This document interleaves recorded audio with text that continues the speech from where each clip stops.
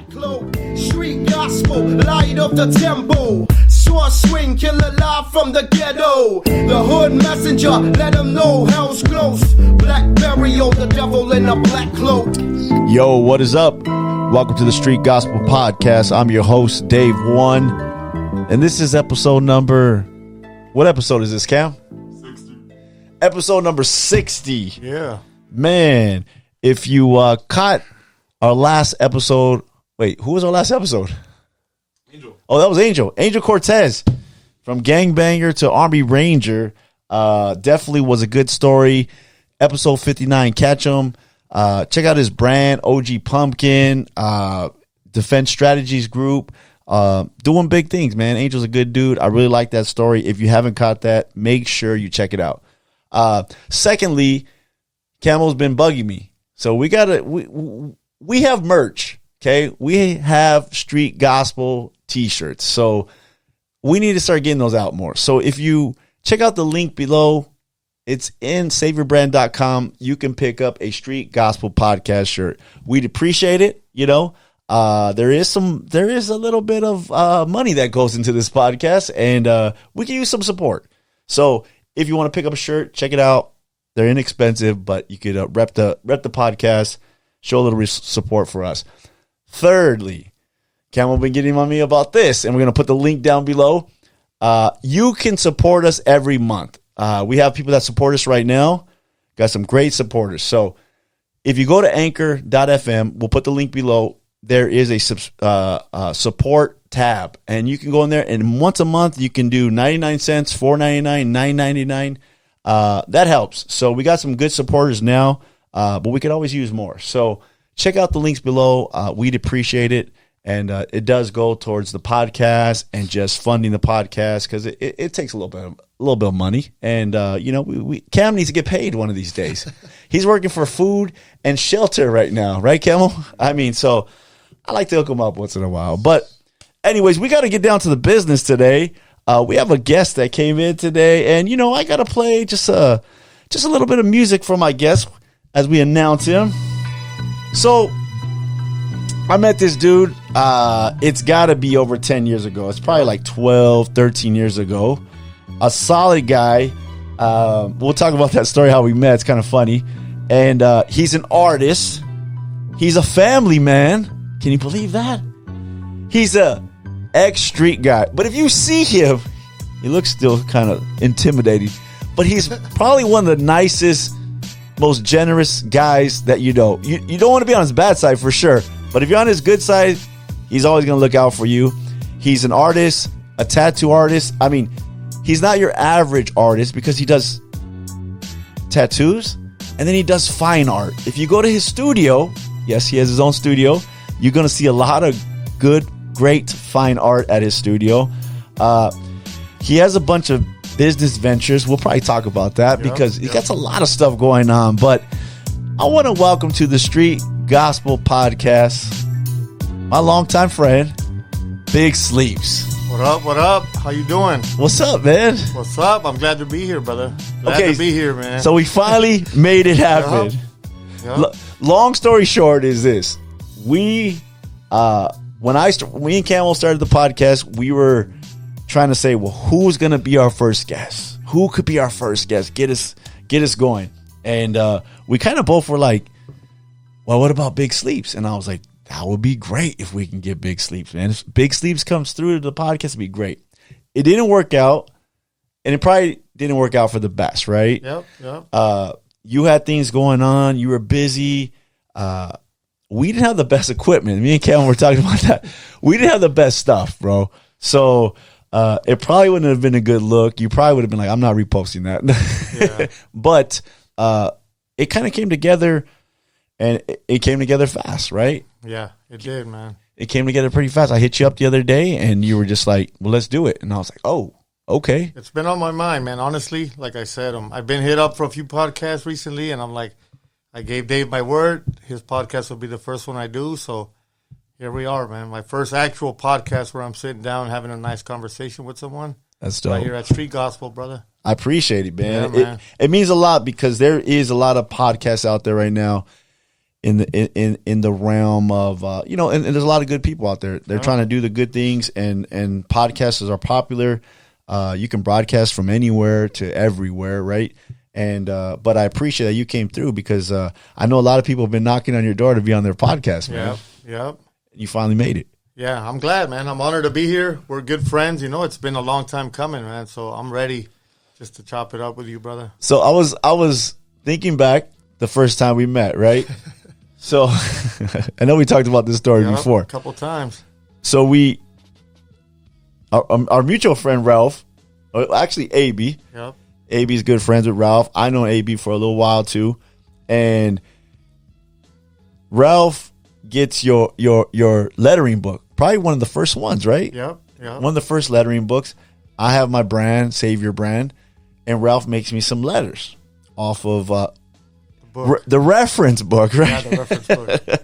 And then so he makes some letters for me, and then he puts it out there. He gives it to me. I'm gonna put it on a shirt, put it out there, and then he's like, "Hey man, Sleeps wasn't really like feeling that." I go, "Oh, what do you mean, dude?" And I didn't know you from, you know what I mean? I was like, "What do you mean?" Like, he goes, I had to explain to him, like, this is a reference book, and I kind of reference a letter off his letters, but I made them your my own. Yep.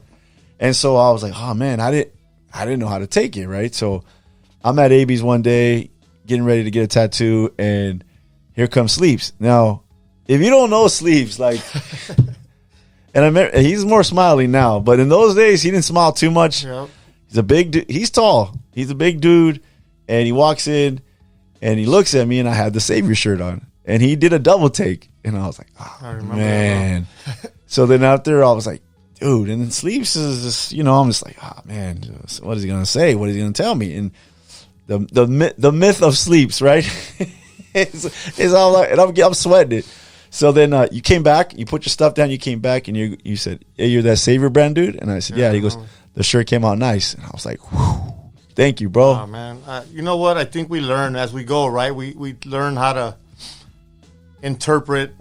You put out reference and how to interpret the way people use it. And I mean, I got to be honest, that was so early in my career, transitioning from tattooing into putting out a reference book. And sometimes we do things with good intention and we put it out there, and then you forget that you're putting something out into the world, and everyone's going to respond to it, either good or bad. So it's going to create friction, traction, all kind of stuff. People are going to start being influenced by your letters if they're original, if they're dope. And I think I've learned even early on, because me and Ralph became great friends, just like me and you have.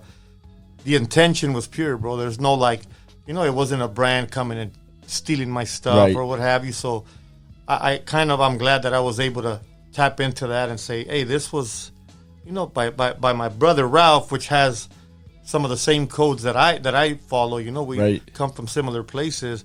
And I know he wouldn't pull that. I kind of analyzed everything and said, this is cool, man, Yeah. And it built a great friendship. Me and Ralph have been. Oh, yeah. He's helped me build my brand, bro. Yeah. Behind the scenes, man. Hardcore graphics, shout out, Yep. Yeah, me too. I mean, Ralph did these banners. Yeah. Ralph always listens to every podcast, gives me good feedback. So definitely, Hardcore graphics, man. You need something done, that's the man right there. That's a good story, though, man, because it takes me back to a place when I was just figuring out many things, bro. Like, what do you put a reference book out for, and what happens after, and what happens when everyone's doing your styles and styles that you put out there, and you know what I mean? And people start bootlegging them in other countries and all the madness. All the mess. It was all good, though. It was a good learn, I trip out on you because, like, you're really not that guy. Like, if I see anybody that gives props to a lot of people, like, you're the first guy. Even for myself, I kind of learned something from you, like, if it's good and it looks nice, hey, give them props. And which is kind of, it's really uncommon in that field or any field where there's a little bit of competition, right? Where people want to be the best. But I've never got that feel from you. They can be like a young guy, like Diego, and show you his letters, and you'll be like, that's dope, or I like this M, or I like that S, or something like that, right? You would kind of reference that stuff, but you've never been a guy that really, to me, that's been like, later for that dude. Yeah, that's a really good man. That's really good that you brought that up. I just had this conversation with someone on what the difference is are between artists and where that stems from, right? I just feel like for me, where I come from, I remember growing up in the neighborhood, and we were always sharing. I mean, we didn't invent the gang writings or the letter, right? Everybody wrote like that, my tias or my brother, but we always shared those letters and, oh, look at the way these letters are. So I didn't enter like the tattoo world and learn how to do it specifically for that. I've had it since it was part of my upbringing, right? Right. But I just felt in my head, I'm like, I remember like being locked up and people always, man, you got the nicest letters. So I had a lot of pride in it, Yeah. I just felt like if I got to a point in my life and now I'm out of trouble and doing everything and people are coming up to me like, not as a mentor, but just as someone that they would want to get like an approval from or just here, judge my stuff. That's pretty dope to be able to reach that level, coming from a certain type of background. Right. And if it looks good, why not tell them that? Like, why not give this guy a little boost, And even if it doesn't sometimes, those little kids that bring stuff. Sure.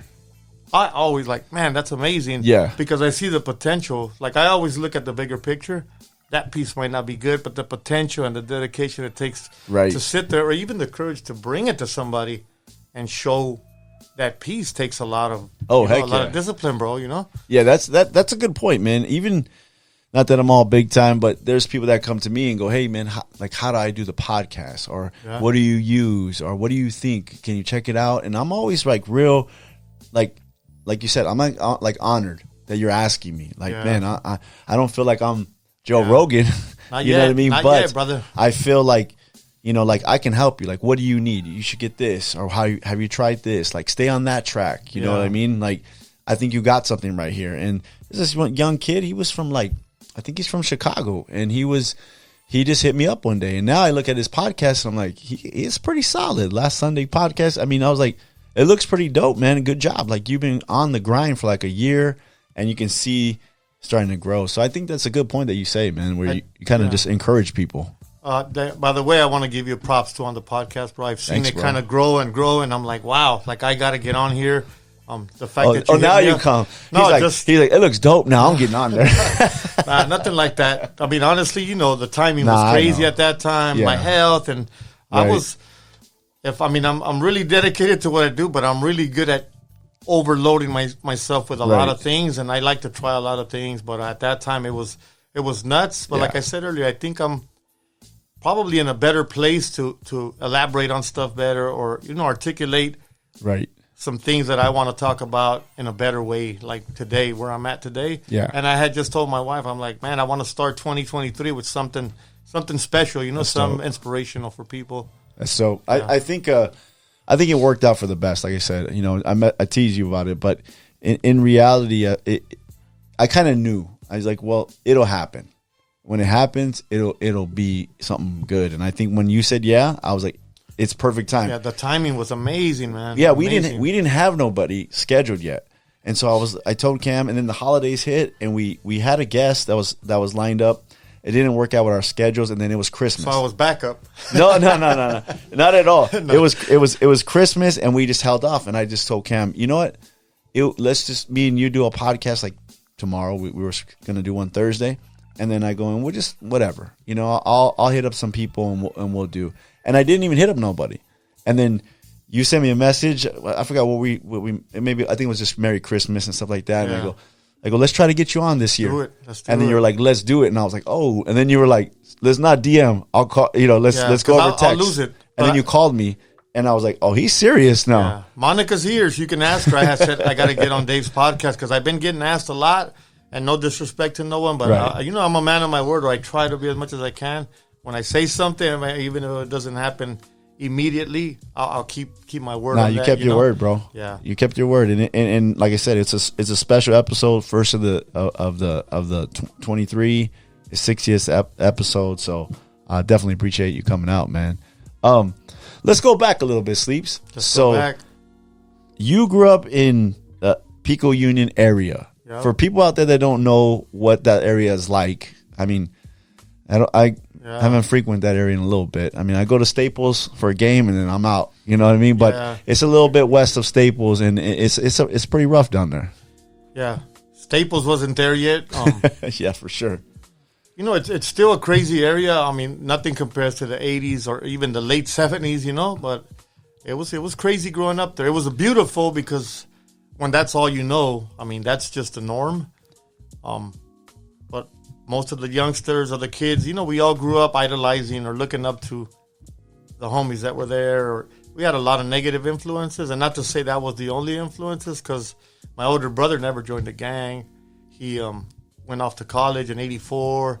My younger brother never joined the gang. I unfortunately got caught up in that mindset of, you know, we were breakdancers and we were getting into the graffiti and everything, but I always had this nudge, like I just kind of was fascinated with the writings on the walls and the gang writing. Before I knew that it was gang writing or identified it as gang writing, I just knew that it was everywhere. Like when I walked to school and on my brother's peachy folders, everybody wrote like that, right? But I was so attracted to it.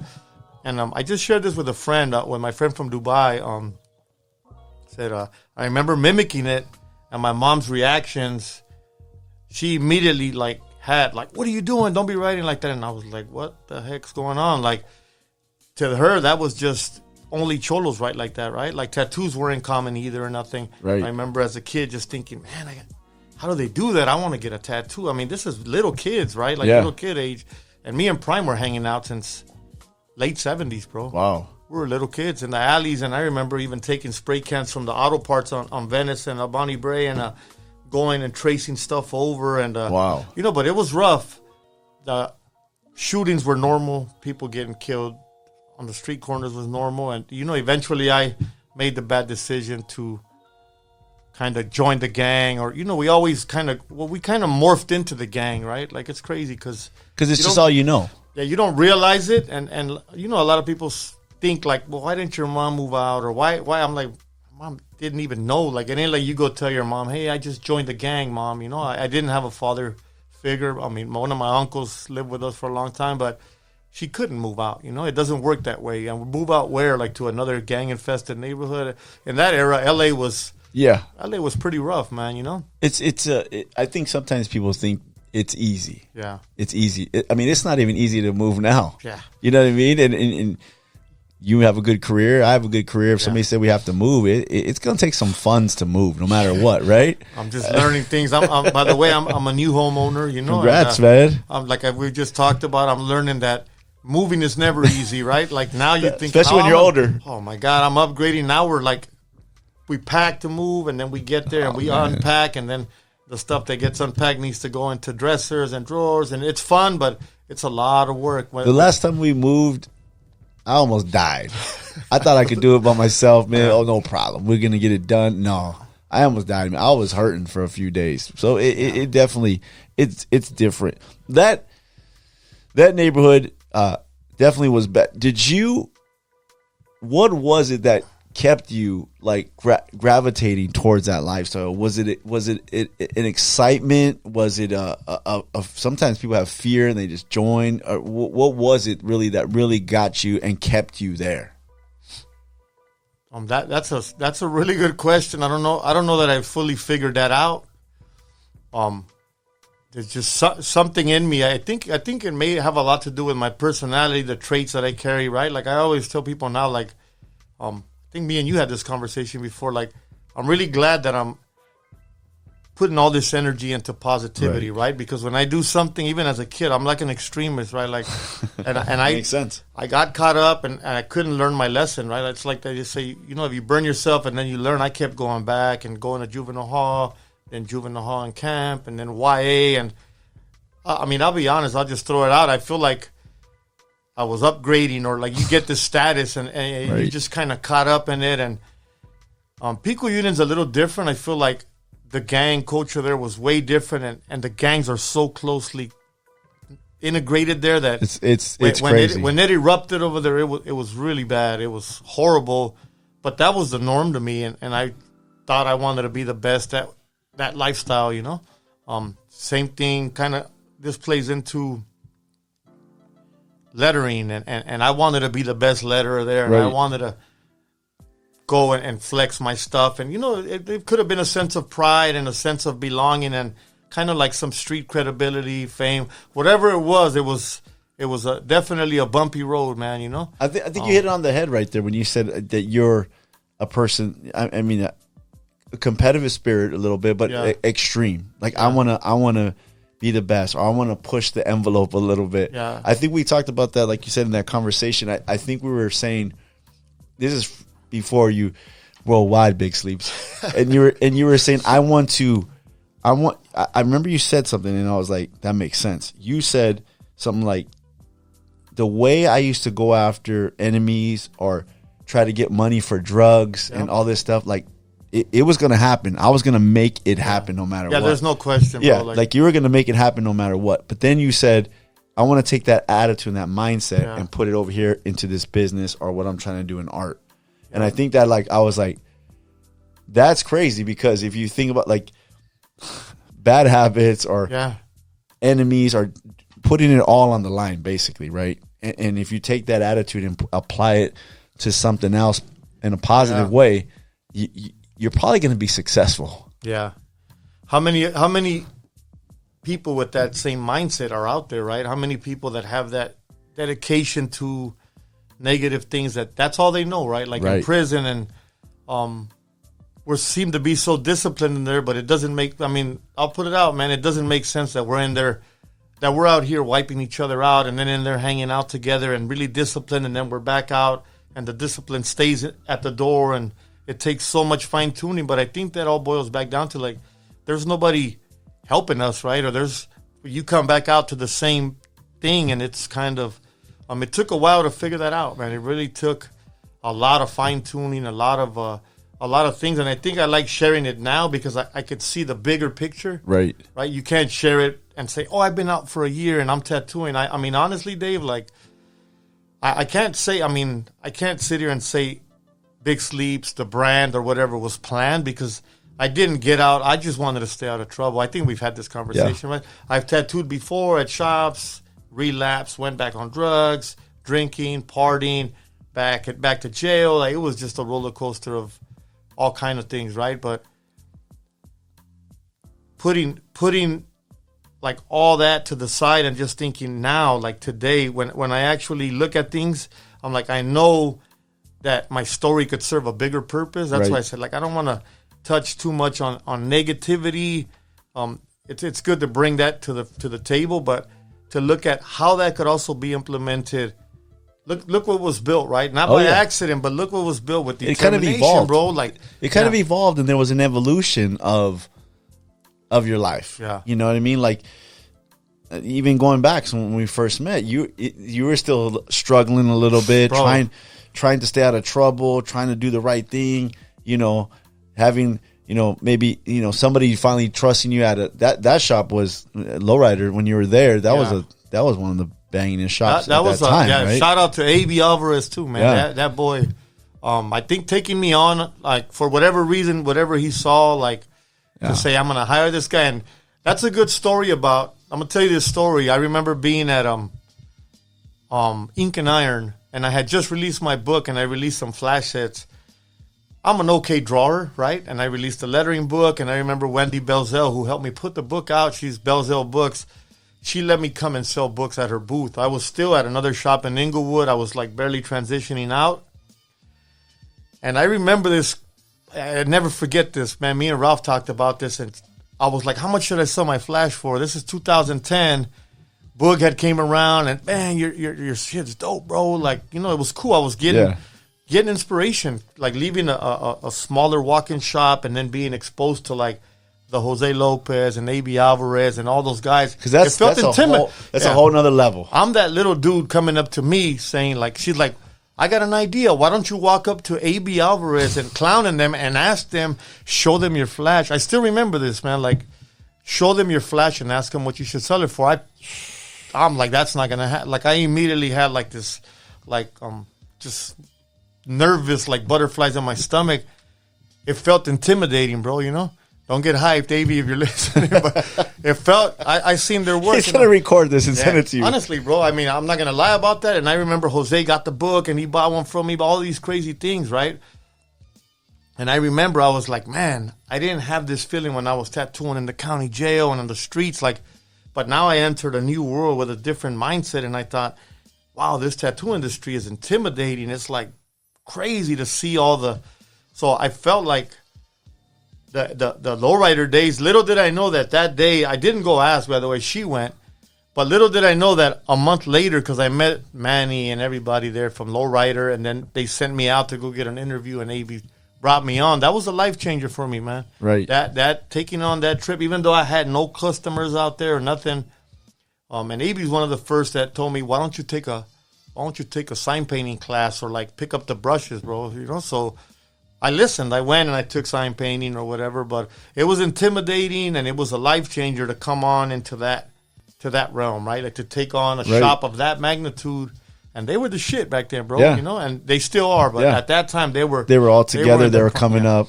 Yeah, it was a little scary, but it was beautiful because, like I said, I always wanted to do more. So I don't get I get nervous, but I'll still push through, right? And not lose that opportunity. I'll open that door and see, well, what's there? You know, how much scarier can it be than standing on street corners and getting shot at, bro, right? Think about that, bro, you know? I think you're right. I think that probably the intimidation comes because you were, you know, an alpha in I felt scared, bro. In the streets, and now it's like a different realm. And we've seen that in your career where, okay, now I mastered this tattoo stuff. Now I have friends that are in the fine art world. Yep. Now they're telling me that I can do some paintings, and I'm pretty sure you probably felt like, I felt that feeling. I gotta be in a show with Cryptic and Def, and that's another one, and you know, and Retina, and now it's. But you still stepped into that realm. Yeah, I did the same thing with Deffer, man. Deffer, like, you're gonna be in this show with us, and I'm like terrified, bro. Like, I don't know how to brush, right? Like, I'm learning, but. And shout out to my boy Deffer, man. I always love to give credit where it's due, man. He took me under the wing, and like, this is how you use these colors, and a lot of you know, Deffer and Prime are big mentors to me, bro, you know? Yeah. But they put me up on game, and I'm a sponge, bro. I learned fast, whether it was negativity or positivity. Now it's all positive stuff, but I'm like, I've always loved art since I was a kid, but tapping into that's another crazy story, right? Like, I still didn't understand the fine art world too much, and you experienced it because you were coming to the shows, right? Yeah. And there was a few shows that happened, and I remember just being like, this is like one level up of intimidation, right? Like, or not intimidating, but nervousness, like scary. And I've learned to identify that, bro. Just to put it all into like context, it's like, it's good to do that. It's good, like, for the homies that are listening or people, like, if you're comfortable for 20 years, like, and you're not experiencing like nervousness or something, you're probably like, you know, like, look for the next thing that makes you feel a little nervous, like to tap into the next, because that's been the greatest thing that I thank God that I've had the courage to take that journey, right? Like, to go and sell lettering books door to door, feeling like who's gonna buy my lettering books, bro? Like, and that's just an honest reality. And Monica and me were driving around from shop to shop, all the way up to like Santa Barbara, San Diego, everywhere, bro. You know, knocking on tattoo shop doors and getting turned around, whatever it was. I'm like, well, somebody's gonna buy them, and then we figure it out as we go. It wasn't a plan. It was kind of like things were happening, and we were adapting to the situation. Man, it's been amazing, bro. Like, the story is it's intense because so many. I think I opened too many doors at one point. It just multiplied. But I always thank God. I'm like, I know I'm not here by just by chance, bro. Like, there's just no way that all this stuff just kind of, it's not luck, and it's not just by my hand. Those doors were there, and my antennas were up this time. I was receptive of all the things that were coming my way, bro. Right. I think there's always that thing, you know, there's some luck, but in that luck there has to be some preparedness. You know, I'm getting prepared. So if the luck, if the opportunity knocks, then I'm gonna be ready for it, you know. And I think that was your story, because you just kind of just get, well, I got this, and I got that, and I'm gonna do this, and this guy's asking me for this, I'm gonna try this, and I think you've always kind of just maybe made not all the right moves, but there's been some key moves that you made, and it kind of progressed you. Yeah, but I mean, honestly, the only way to really, really, really figure it out is, I don't come from like a business graduate school, right? To be like, I came with this business plan. I threw myself in full fledged from I'll just put it out like from a straight living a criminal lifestyle for the majority of my young adult life to my 30s, right? And then turning it around and just saying, well, I'm just going full in, like anything positive that comes my way that can keep me out of trouble. Or, at that point we were balling out eating, El Torito or somewhere. We were just saving up for the weekend. I mean, honest, man. Right. And it was crazy to team up with people that were so focused on just offering help or art stuff, and I was like, "Cool, this." And then it just multiplied. I was fearless, right? I mean, we talked and we known each other for a while. I mean, Norm came along in that equation, and other people that have been monumental and like being friends of mine that we just kind of clicked. And I went with a lowrider and traveled around the U.S. and then hopped over to Europe because of Boog, and then it was game over, bro. Like in my head, I said, wow. Like I never thought I would see the world anywhere around the world, bro. Like, it was scary to get on a plane for the first time and travel and just go and say, oh, we're going to this expo. And they'd be like, we're going to Detroit. And I remember I was like, man, how do I get out of this, bro? Like I was scared, bro. I'm like, what do I go do at an expo like that, right? It was new waters, bro. Right. So do you think that fear to fail is a lot of people's problem? Like they're afraid that they're going to fail at something, so they don't want to try anything. So you could easily just stood at lowrider for your whole career and just made enough. But I think a lot of people get to the realm of, man, I'm afraid I'm going to fail, and I think failure comes along with life. I'm going to try it. If it doesn't work out, then it doesn't work out. We're going to move on to the next thing. Yeah. But at least I can say I tried it. I think that's part of it. I mean, I felt like I'm really critical of my stuff, and I just felt like at that time, because I was working at Modern Ink, and the homie there, Mario, man, gave me a huge he gave me a huge opportunity.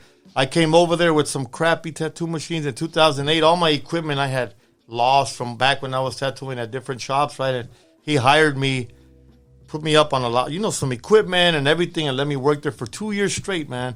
Amazing, bro. I got myself off parole and everything, and I felt like that upgrade, like once I decided to leave there, that upgrade and everything else, I felt like, man, am I gonna make it? I'm leaving, like I was leaving my comfort zone, right?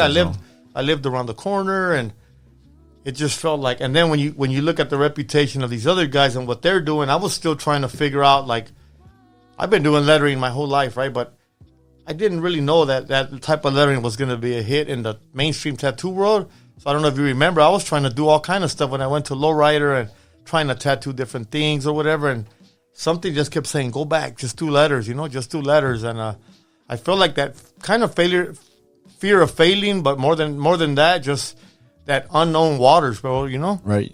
I think a lot of people get in that realm, and it's, I always say just try it. Yeah. Try it. And if it works out, and great. If it doesn't work out, then there's nothing wrong. At least you can say, I tried it. I'm going to tell you honestly, Monica, Miss Sleeps, has been that one that's, what do you, don't overthink it. Go. Like, so when I came and try to find that way, like, hey, help me find a justification to get out of it. She's like, what are you talking about? Like, go. Yeah, there's like, no way. You've been waiting, right? Like, and I just went all in, man. And you've seen, sometimes there is a lot of youngsters with talent. I feel like a lot of us sometimes maybe we get comfortable in a certain career and just that's just what it is, right? Like some people have that personality because I know a lot of tattooers and they're wonderful, man, careers and they tattoo beautiful stuff.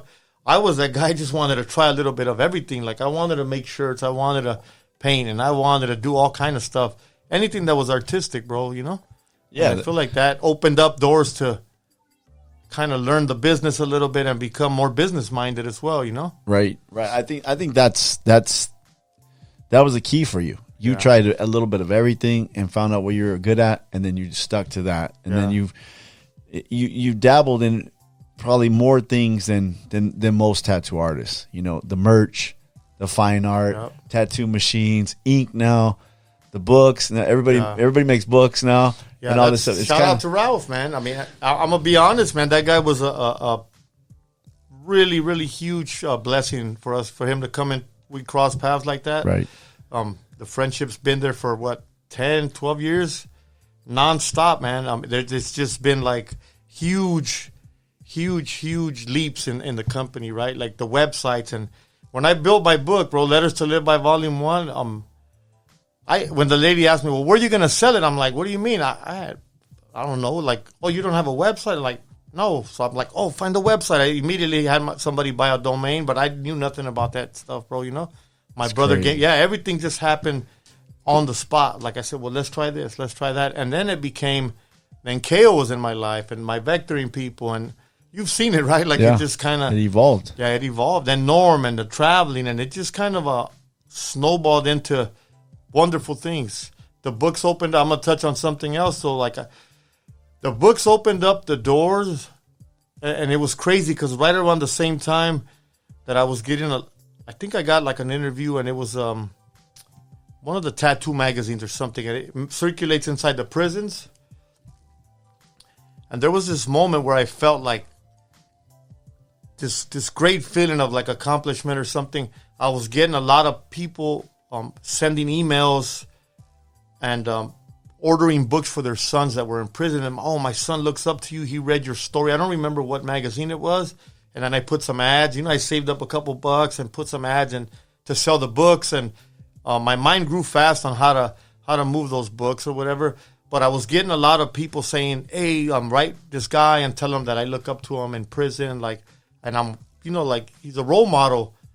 And then at the same time, I was getting people. I think Deffer was the first one that reached out and said one of his cousins taught some youth in Culver City. And this was like within the same week. Like I was getting a lot of these kids. They want you to come talk to these kids. And I was like, wow, I'm really like becoming a role model to like on both sides, right? Or not, I wouldn't even think role model back then, but it felt good to be being like sought after by two worlds that are so different, right? Like these young kids in Venice, but I'm like, well, when you think about it, if these kids don't have somebody to mentor them, that's the next generation that's going to end up here, right? On this side, I'm like, if I could play a small role and go talk to them, and I feel like those books opened up that opportunity for me to really see how I can share my story, not just the art, like the letters, but where I come from and what I'm doing. It kind of opened up this new, broader spectrum for me, bro. I think it did. I think when you started doing that, you did the show at Otis. You know, that was a long time ago too, which is an art school in LA. Yeah. You did that show. I think you showed a lot of people like, this is where I come from, and everybody knows. They don't have to ask where you're from. They already know where you're from, but you can do it too. So, you know, and it was kind of like, it didn't really, in a good way, it didn't give people from the street an excuse why they couldn't make it. Yeah. Because you could have used every excuse to me. Didn't have a father, grew up in Pico Union, prison, gangs, drugs, just, you know, everything going against you, bad decisions on some parts, whatever it may be, all this stuff. And then you turn it around, and then I think you gave people hope, like, okay, I don't have an excuse. You know what I mean? People like to use excuses why they don't move on or they don't try to get better. Yeah. But I think you showed them, like, nope, that excuse you used, that was me. Yeah. That was me too. Oh yeah, I had the same problem. Yep. You know, so I think once people see that and get that, and they identify. I think that's the biggest thing. People identify with pain, with failure, with mistakes, and then and when somebody overcomes that, then the people go, oh, like I can do that. Yeah, you know, I use, like, sometimes I see comedians, Richard Pryor and them, and they're talking about these crazy things, but real things that happen, right? And for some reason, when you can relate, you just connect more to something, right? Like that you just hit it right on the nose. Like, there's so many people that have talent, and I always say in the neighborhoods, me and Sig Jack and always talk about this, like Pico Union and a lot of other neighborhoods, they're just filled with kids eager to, like, talent. Some of them don't have the courage. They just don't even know where to take their art or their music or whatever. But if I can help a little bit, and I remember early on, a lot of people, it's crazy, like, think like, oh man, you're doing the workshop so you could get more known or whatever. I'm like, why would I want to get more known by sitting with a bunch of kids? Like, that wouldn't be the route I would take, right? Like, I'd pay a marketing company, whatever. Right. Like, yeah, but people don't understand it at that point, and then they come try it or whatever, and then they're like, it's crazy how many people gravitated towards our workshops that always were there to support and come and man, those kids love it. Now it turned into a huge Pico Union event where, this last year we had Immortal Technique come out and Jack and Big Tiny, and there was so many people, and it's been just from trying it. One day driving by and Monica saying, hey, man, you should come draw with these kids right here. Like, we have a bunch of leftover frame boards, like the when they cut out the frames, the matting, and from that idea, it grew into an annual event that's been growing. Now we're giving merchandise out there. The families, it's grown, and the more friends that I've met, everyone's trying to, grow their brands or do things, but everyone can connect back to a lot of us grew up in neighborhoods that need that. So sometimes it takes that leadership personality, I think, to say, hey, let's go, bro. Like, come on, Norm, Güero, everybody. They always looked out, bro. They would be at that park no matter what. They'd show up and come support us and help. And now I feel like how many more of us, now that I'm connected with the Hood Santa, the Hood Santa, right. So it's just been multiplying and multiplying. I feel like I swayed so far off of tattooing. I mean, I still love tattooing and everything, but my life was meant for more than just that. That was my vehicle into like a bigger world, bro. Bigger platform. Yeah, bigger platform, man. I think it's grown, and I think you've always had the heart to give back. Yeah. I mean, my kids love you. I mean, it's oh man, that's amazing to hear. I know them since they were little, tiny, man. and you've always been supportive. Asked them what they're about. Supported Ash with the video. Can we show up? You checking out his books and all this stuff, and it's always been really positive. I've seen it, but do you think that if, and it doesn't take much, right? Like you said, it doesn't take much. It took you showing up with some extra art supplies in the park and saying, let's just give back, and it's kind of grown. If more people would do that, what a difference we can make, right? Yep. And it's just small steps. Yeah. It's nothing. It's just small steps make a difference in two kids' lives. Well, that's two kids that are steered the opposite way. Do you feel obligated now? Like I have to do this. I've came from. I'm that kid. I was that kid at one time. I feel obligated. I got to do it. I loved art, bro. As a kid, I'm gonna share something like, and a lot of people ask, like, where does the writing come from, and where does this? We just did a lecture at a bookstore. Can't remember the name of it. It's in Beverly Hills or something, and I was telling them like some of the backgrounds that you find painted on the. I started experimenting with colors and textures and sitting with Prime and taking a little bit of art or just studying stuff on the internet. And, as I got into more shows, I started trying to mimic some of the textures of the backgrounds in the alleys of my neighborhood. And when I had this lecture, I was like, honestly, like, this lecture may sound in the beginning as we're glorifying gang writing, but let me break it down. Like, we were kids, like your kids, they love art. I'm like, my mom didn't have money to buy art supplies for us or at that level, and we wanted to experiment. There was no art center in Pico Union, or there's no. So we go and we tag on walls and whatever, and it is breaking the law, right? You're writing on somebody's property, and obviously we learn and we go from there. But there is a lot more kids that are walking in the same shoes I did, like really like hungry for art and art supplies or whatever, or just to do stuff with no direction. There's nobody that came and told me, oh, you should do this. You couldn't really do that there. Now it's an obligation. Like, I got more people involved, and we've tried to brainstorm how to bring bigger. In the beginning we couldn't really afford to do the art supplies and all that, and now that we have way more resources, we're doing it on a bigger scale. I feel like everyone should give back, and just a little bit. Yeah. Just a little bit, but no pressure. It's got to come from here. If it's for shine or whatever else, then what's the point, man? Yeah, I think that's huge. It just, I always look at the people that give back without wanting to shine, or give behind. Even some of these people that give behind the scenes. Like, I'm sure you got some donors and people that just go here, just take it, just do what you can. And I think if you come from a right heart of giving back, give back. I mean, it doesn't take much. Sometimes it doesn't even take funds. It just takes somebody like you saying, hey, man, that looks good. Yeah. And that kid's like blown away. Diego, Yeah. The crazy thing about Diego, bro, check it out. So he sent me this painting. Everybody's seen this painting. It's been up here in the podcast forever. One day he asked me, he finds me on the internet. We start talking, does a couple letters for me. I'm like, cool, put them on my brand. And then he tells me, I'm gonna send you something. I said, okay. So I gave him my address. And this shows up one day, bro. Wow. He was in Nebraska. In Nebraska, he shows up. This shows up, and I'm like, this took a ton to ship. Like, this is no joke. Yeah. And I'm like, brother, and you know what I said, what do I owe you? Like, let me pay you something, bro. Like something. No. Let me pay for the shipping. I know this. No. That's amazing, bro. And you know what he tells me? He says, just do me a favor. And like, what's that? He goes, if I ever make it to LA, can you introduce me to the Handstyle Masters? Oh shit! So cool. If anybody out there, the Handstyle Masters is the lettering, and that's what they call sleeves, prime, defer. So you guys were doing the ESMO. That was huge. El Segundo Museum of Art, the LA Graffiti Black Book, right? And I got it up there. You know I'm in there. Me and Melissa are in that book. I'll show you after. Yeah? Yeah, we're in it. I didn't see and then it. there's a picture of us in this. Nice. And but anyways, you guys were working on that show, and with our good friend Ed, and so I'm there, and I see that he's in LA, and I say, hey bro, where are you? He was like, I came to LA, and I was like, you remember the promise I kept? Remember the promise I made to you that I would introduce you to the Handstyle Masters? Yeah. He goes, yeah. I go, well, they're all here right now. Come right now.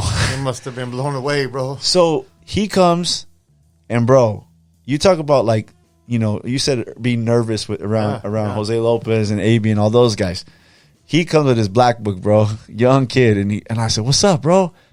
And he's quiet, and I'm like, he's nervous, and I'm like, they're all here. Let me, and then Prime was the first one. I go, here's Prime right here, and he busted out his black book, and Prime's looking at his and saying, yeah, I like that. That's amazing. And then he met you, he met Defer, and I said, I kept my promise, bro. Finally, and he goes, thank you.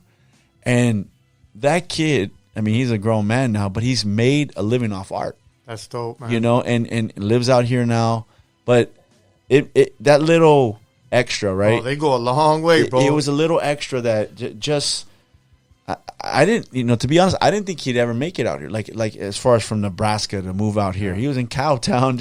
That's like putting nitroglycerin in his gas tank, bro. Like that meeting of people like that, it takes you to a different level, bro. And it was just the encounter, and it was only a few minutes. Defer looked at his book. Yeah. This looks good. Prime spent some time. You saw his books. Man, this looks good. Man, I like this. Signed his book. And he was like, it was like a little. He's an older teenager at the time, but he was like a kid that just seen Santa Claus or something. You know what I mean? He was just like, and that gave him the fuel to keep going. So it doesn't, like you said, it doesn't take much. It takes a little bit, man. And why not do that? There's different people though that I won't put names out there that I've talked to, and they're like, "Oh, this fool's doing your like whatever." Like I see it totally different, right? And the people that say it, it's like didn't really justify why they thought that. They just have this different sense of thinking, and that's okay because not everybody should have the mindset. I just have a different take on it. Right. I like where I've gone with it, and I've liked the fact that I've been able to travel globally now. Thank God that I've kept it like the career going long enough to travel to Asia and Brazil, everywhere, and be able to have people still come and, hey, check out my stuff. That feels so amazing. I don't get like, oh, I'm the shit, nothing. I just feel like, man, I'm really grateful. It helps me put things into perspective, bro, I think that's a great way to look at it, man. A lot of people get their heads blown up or get a certain attitude or try to, have that higher status, but to be able to say, man, that's great, and spend a lot time. of people call me master, bro, or teacher, right? And I've taken some homies out with me. And, there's always a joke, AB gives me the legend joke or whatever, but yeah, he started a trend with that. But for me to sit back and say, analyzing my life, right, coming from where I came from and all the stuff that's happened to me, to be able to acquire a certain reputation at that level in a positive form and even be selling art to collectors and own my own company or a few companies that are doing really well now is amazing, bro. Like I go to bed at night and I don't forget to give thanks, right? Like, because I'm like, It could have been the other way, and I could have been in a really bad place or not even here anymore, I've escaped death a few times. I've had health issues because of old injuries that I got growing up, getting shot or whatever. So I'm always grateful. I don't forget to be grateful, bro. I'm like, we've talked so many times, bro, and I'm like, I always see myself like I'm learning as I go. As this year's coming in, we achieve certain things, and I'm going to give you another good story. Like, not a story, but just, I remember when I did the collab with OG Abel. Do you remember that? Yeah. That dude's such an amazing human being, bro. And I remember we amazing spoke. Artist, too. Oh, man. Yeah. He's such a good dude. Like, I forget about the art. I mean, it was his art at first, but we talked, and I remember I'm trying to show him my stuff, and, we talked, and he was kind of like not looking at it for whatever, like he has his standards of, I guess some people don't like looking at stuff because it sticks or whatever. I don't remember how the conversation went, but I was hyped, bro, just to talk to him and all that. This was in Vegas, and I remember as I was walking away, we had talked for a while, and he's like, "What's up, man? You want to do some letters for me?" And I was like, that made my, I think that whole month or two, I was like, man, like, this is crazy, bro. I didn't try to figure out if he had collabed with anyone before or whatever, and I hadn't seen it done, so it got me on edge. I was nervous on what to put out, but it made me realize, like, okay, this is like, I felt like, okay, this is it. I hit this is the top of the mountain, right? The top of the food chain collab. But little did I know that there was going to be another flood of opportunities like that. As you keep shifting and growing, you want to put yourself in a position for people to come seek after you, like to be able to continue and not just do one thing and then just get comfortable, right? Like, had I just said, I put the shirt out already or whatever, I learned fast. I turned that one shirt into my, like, more shirts and more collab, whatever. Like, it's just kind of a way of thinking, like, sometimes we feel like we hit the top of the mountain, like we're already on Mount Everest, but it'd be like, now you got to get to the moon or to the stars or to another galaxy, bro. In the sense of, like, the art world, there's always bigger and better and more if you work hard or you seek after it. Is it hard to do that? What? To constantly try to keep pushing yourself, or because now you get to a point where it's like you said, you're comfortable, finances are okay, bills are paid, money's coming, you got some money coming in. And things are like, people search you out now. Yeah. You can decline. Yeah. You can take on jobs, whatever you want to do. Is it harder to keep pushing yourself to the next level? It's crazy. Or do you want to push yourself to the next level? Sometimes you're just like, that's such a good question. What is the next level, right? Is it owning companies? Is it, I never imagined that. I remember burning ink in prison, bro, or in jail, right, to make the best, darkest tattoo ink out of burnt checkers to tattoo the homies when I was fighting a case in the county jail, or all these things. And little did I know, full circle, in the year 2018, I was gonna, own my own ink company. It started with a licensing deal that went south, which was a good thing. It was a blessing, but because I wanna not give in, I'm like, well, that deal didn't go through, but now that I have access to the company and the people that make it, why don't I figure out my own ink and my own things? And that became one of the greatest decisions that me and Monica made together, like, because now we're owners of our own company, which definitely changed our lives financially. It's a lot of work, bro, because now I have multiple things going on, and the studio is another new journey that we took on during COVID, and it all takes a team. I feel like pushing yourself to the next level is not hard, but just figuring out what the next level is sometimes. Sometimes it's there and you don't even realize it, right? Like, the next level in the art world, I'm trying to figure out. I love painting, so none of it feels like a challenge, right? Like, none of it feels... Right. I'll be honest, man, right now, 2022, December, 28th today, tattooing feels a lot harder than it did when we first met, on my body. I've had complications with some intestinal scarring that I have from old surgeries. That big tattoo I did in New York, I ended up in the hospital for a few days. And when I was painting the big murals, I ended up in the hospital several times I'm not supposed to squat. And so all of that I felt like I'm on top of the world, like charging a lot more for tattoos, selling paintings or doing murals, and I loved it. I'm like, man, I'm going to paint 10-story buildings, but that's not going to happen anymore because now I'm not supposed to be doing that anyways. So I shifted. I'm like, well, now just canvases. I'm always kind of trying to figure out where is it going. And collaborations coming in. Right. You know, and the art world, I mean, I mean, let's face it, the paintings are more bang for your buck, right? I mean, they're worth more than 3, 4, or 5 tattoos. Yeah, a lot more than that now, but so I guess you work hard, and it's like anybody else. You know, you want to go to school and get a job and keep raising up in the ladder, and why should I not do the same? You know, I have one of the crazy things is my introduction into the fine art world was like a little kind of crazy because I felt like maybe my past was going to be an obstacle or something like that, right? And little did I know that the universe was going to align itself for people to really take my story and be able to interpret it like, man, this guy came from all this. And, you know, there's like a huge good story at the end. Like he's doing fine art, he's doing art, or not even fine art, right? It's LA calligraphy or cholo, right? There's so many labels and graffiti and whatever. For me, it's art. I'm expressing myself. But for people to be able to embrace my story, bro, and see that shining light. At first, I was like, man, if I tell these people where I come from, they might not even want to.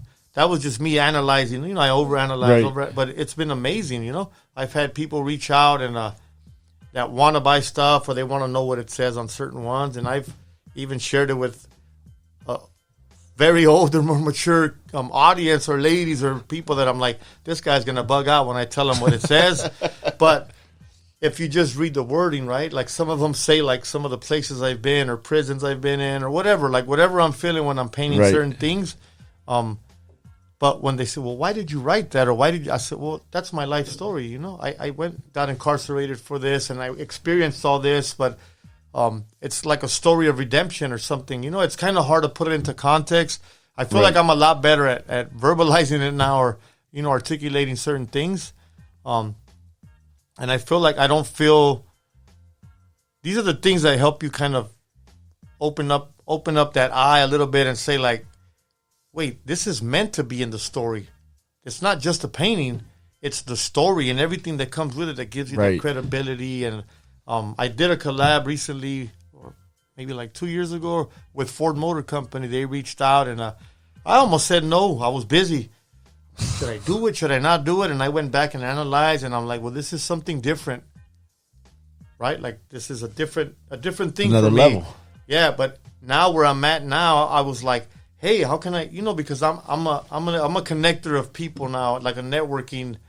I'm like, hey, I have a friend, and I'm a big donator to Local Hearts Foundation. I support what they do, and you know, can you guys try to link up with them for a van? Or like, I'm always seeing that some of those connections happen sometimes, and there's a lot more to gain than just okay. They pay a lot of money, and there's an art project. They destroyed that truck the next day, bro, after ComplexCon.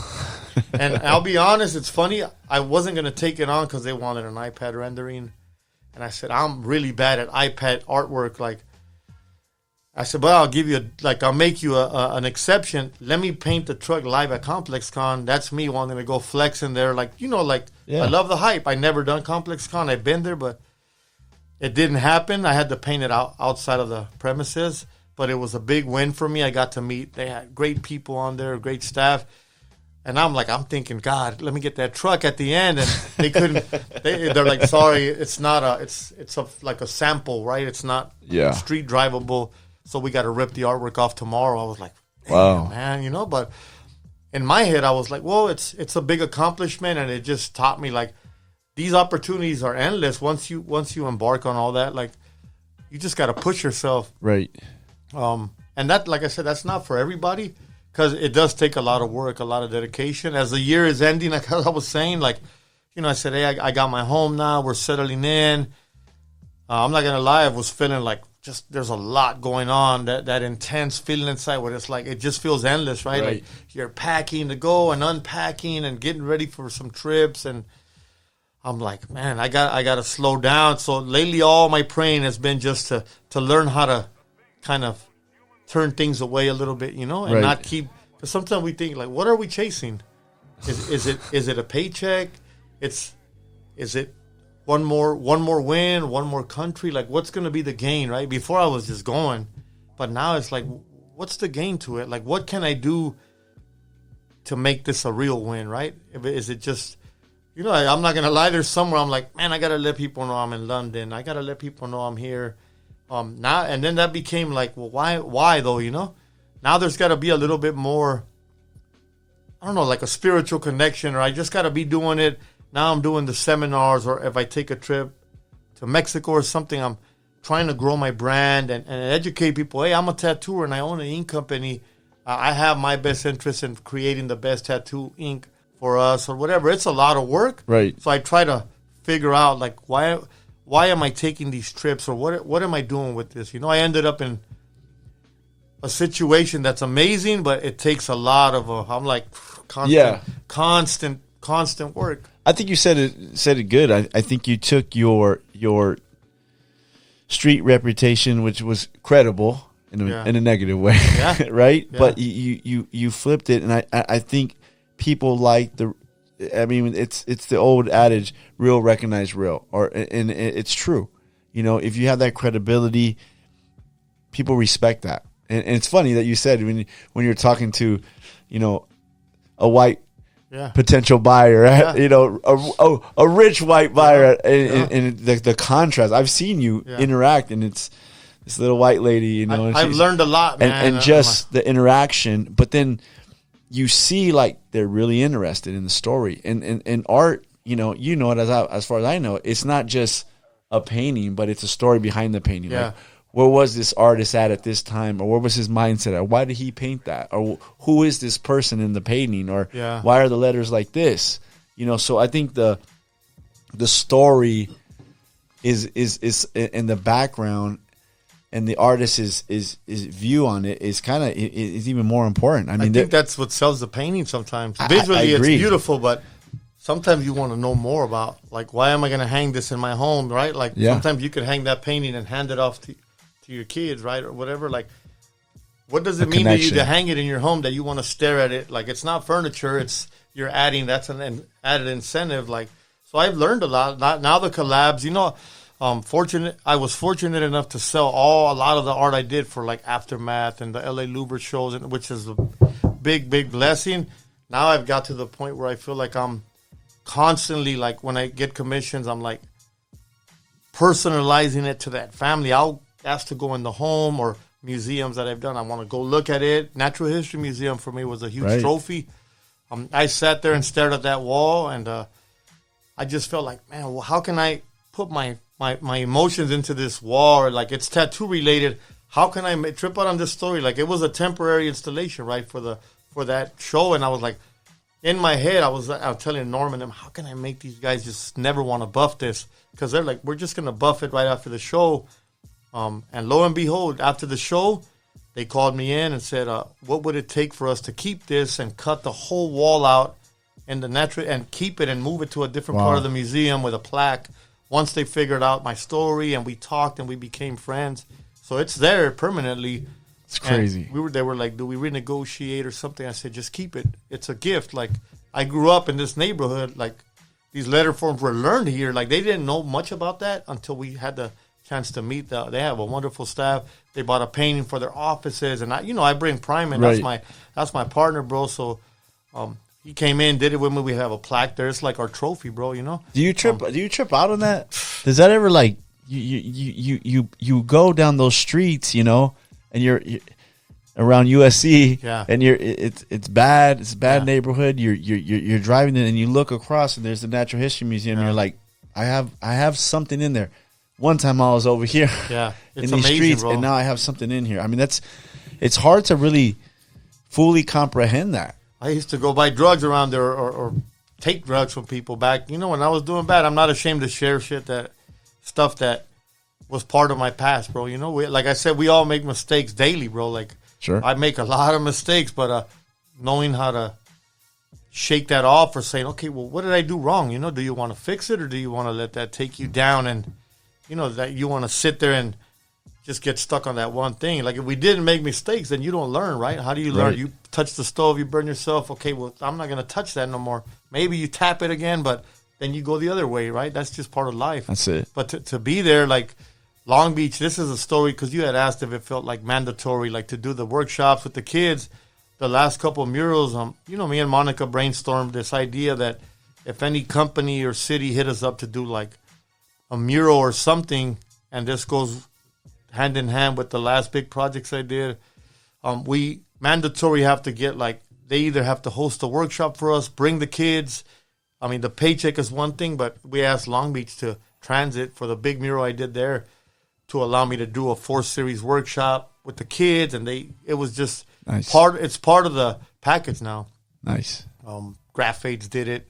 They hosted some workshops for us, so we've made that kind of a mandatory thing, and that is separate. That's on my time. That's free, bro. Like we get paid for the mural, but that workshop thing is for me to just say, there's some of these kids that are gonna take something back, right? What does it cost, bro? Like I love painting anyway, so yeah, that's fed my soul, bro. That's really kept the fire burning because I'm like, well, that's what I say. Like, what's the next level? Is it being a teacher or what's going to be my next level, right? Like everyone's, what's on the next thing? I'm like, man, God's been putting all these things in my path, bro, I wanted to let you know that this podcast is brought to you by Elevate Ministries. Elevate Ministries is an authentic, passionate, and innovative church in the heart of Orange County, California. They strive to make their services welcoming and encouraging by intentionally engaging you in all senses to stimulate a spiritual hunger. If you're looking for a great church that's on a mission to change the world one person at a time, I encourage you to check them out at www.elevateministries.com and on Instagram at Elevate Ministries. And I'd be happy sitting for a year trying to just do workshops or do whatever. I've been tempted to try to get another space to do that. It's just been hard to figure it out. But it doesn't scare me, right? The thought of saying, let's get something and bring a lot. How many more artists would come and help us do that? There's so many people, man. Yeah. Especially if Big Sleeps makes a call. They got to show up. I wanted to ask, do you remember the point in time in your life when you said enough with the old life? Was there an occurrence or an event or something where you said, I have to make a change? I think man, I won't touch too deep into it, but there's like a combination of things. When my mom's passed away in 2004, like in June, I mean, I was doing bad, bro. I was using and just in a bad place. I saw her in the hospital for 2 months, go from bad to worse, and she went into a coma on Mother's Day. She aspirated, and I don't want to choke up talking about it, but I remember when she passed, and she thought she was coming home, and then that day she had that she didn't even end up dying of cancer. She ended up aspirating and having like all her organs failed, and it was hard, and it was harder because those that know me that are gonna watch that, they've seen how much I put my mom through or whatever, and I remember feeling like, man, I fucked up. Like excuse my language, but I blew it my whole life. That was my biggest believer that always said like, man, you could do something with your art. And I remember me and Mom's printed a T-shirt, the first one with that LA with the map. She backed me up to print it, and we never sold one shirt, bro. Nobody bought a shirt. But I never gave up on that idea, right? I remember Jack let me take some to the Smokeout, Cypress Hill Smokeout. We put them up. They were dope shirts. But I never thought about, like, well, these shirts are for Pico Union people. They had the Pico Union map, so I hadn't even analyzed it. I was just trying to be an artist. But when I saw her pass, I remember it was horrible, bro. I just felt like, everything came, my life has flashed before my eyes before. But, being shot, I remember my life just flashed before my eyes. Like, that was another experience similar to that, where all these little things, like, came and just flashed like a little movie, bro, like unintentional. It just kind of, but I remember, and I'm like saying, man, how do I get out of this? I was, using drugs and messing up, and really, I was in a really bad place, bro. And me and Monica hadn't talked for a while. I remember calling her and telling her that my mom had passed, and she couldn't make it to the funeral. But that was one of her good friends. We had stopped talking for years. And anyways, make a long story short, I got myself in trouble not too long after that. Like, not even a year after that, I got the SWAT team or the gang unit came and raided my house and took me in for some dumbness I was doing. And I remember I got to bail out, and I was bailed out in 2005 or 2006, I think. My family, after they had helped me bury my mom, I had no money or nothing. My brother and my cousins and everybody put that money up. They bailed me out. My mom's sister did. And then I was panicking, thinking, well, why am I bailing out? You know, I'm a 3-striker, and, you know, I had all these cases before me, and I thought they were bugging my house. They just didn't find something that they were looking for, and I came back. You know, I was kind of coming off the drugs or whatever, just trying to figure it out, and they let me bail out, and I started fighting up. You know, when I say fighting my case means, like, you know, they let me take my case on from outside instead of fighting it from the county jail, and Monica came back around. And I remember when she just came and knocked when they looking for me. I always say she came, the good looks, you know, she came back. But she came back. One day she just happened to come back.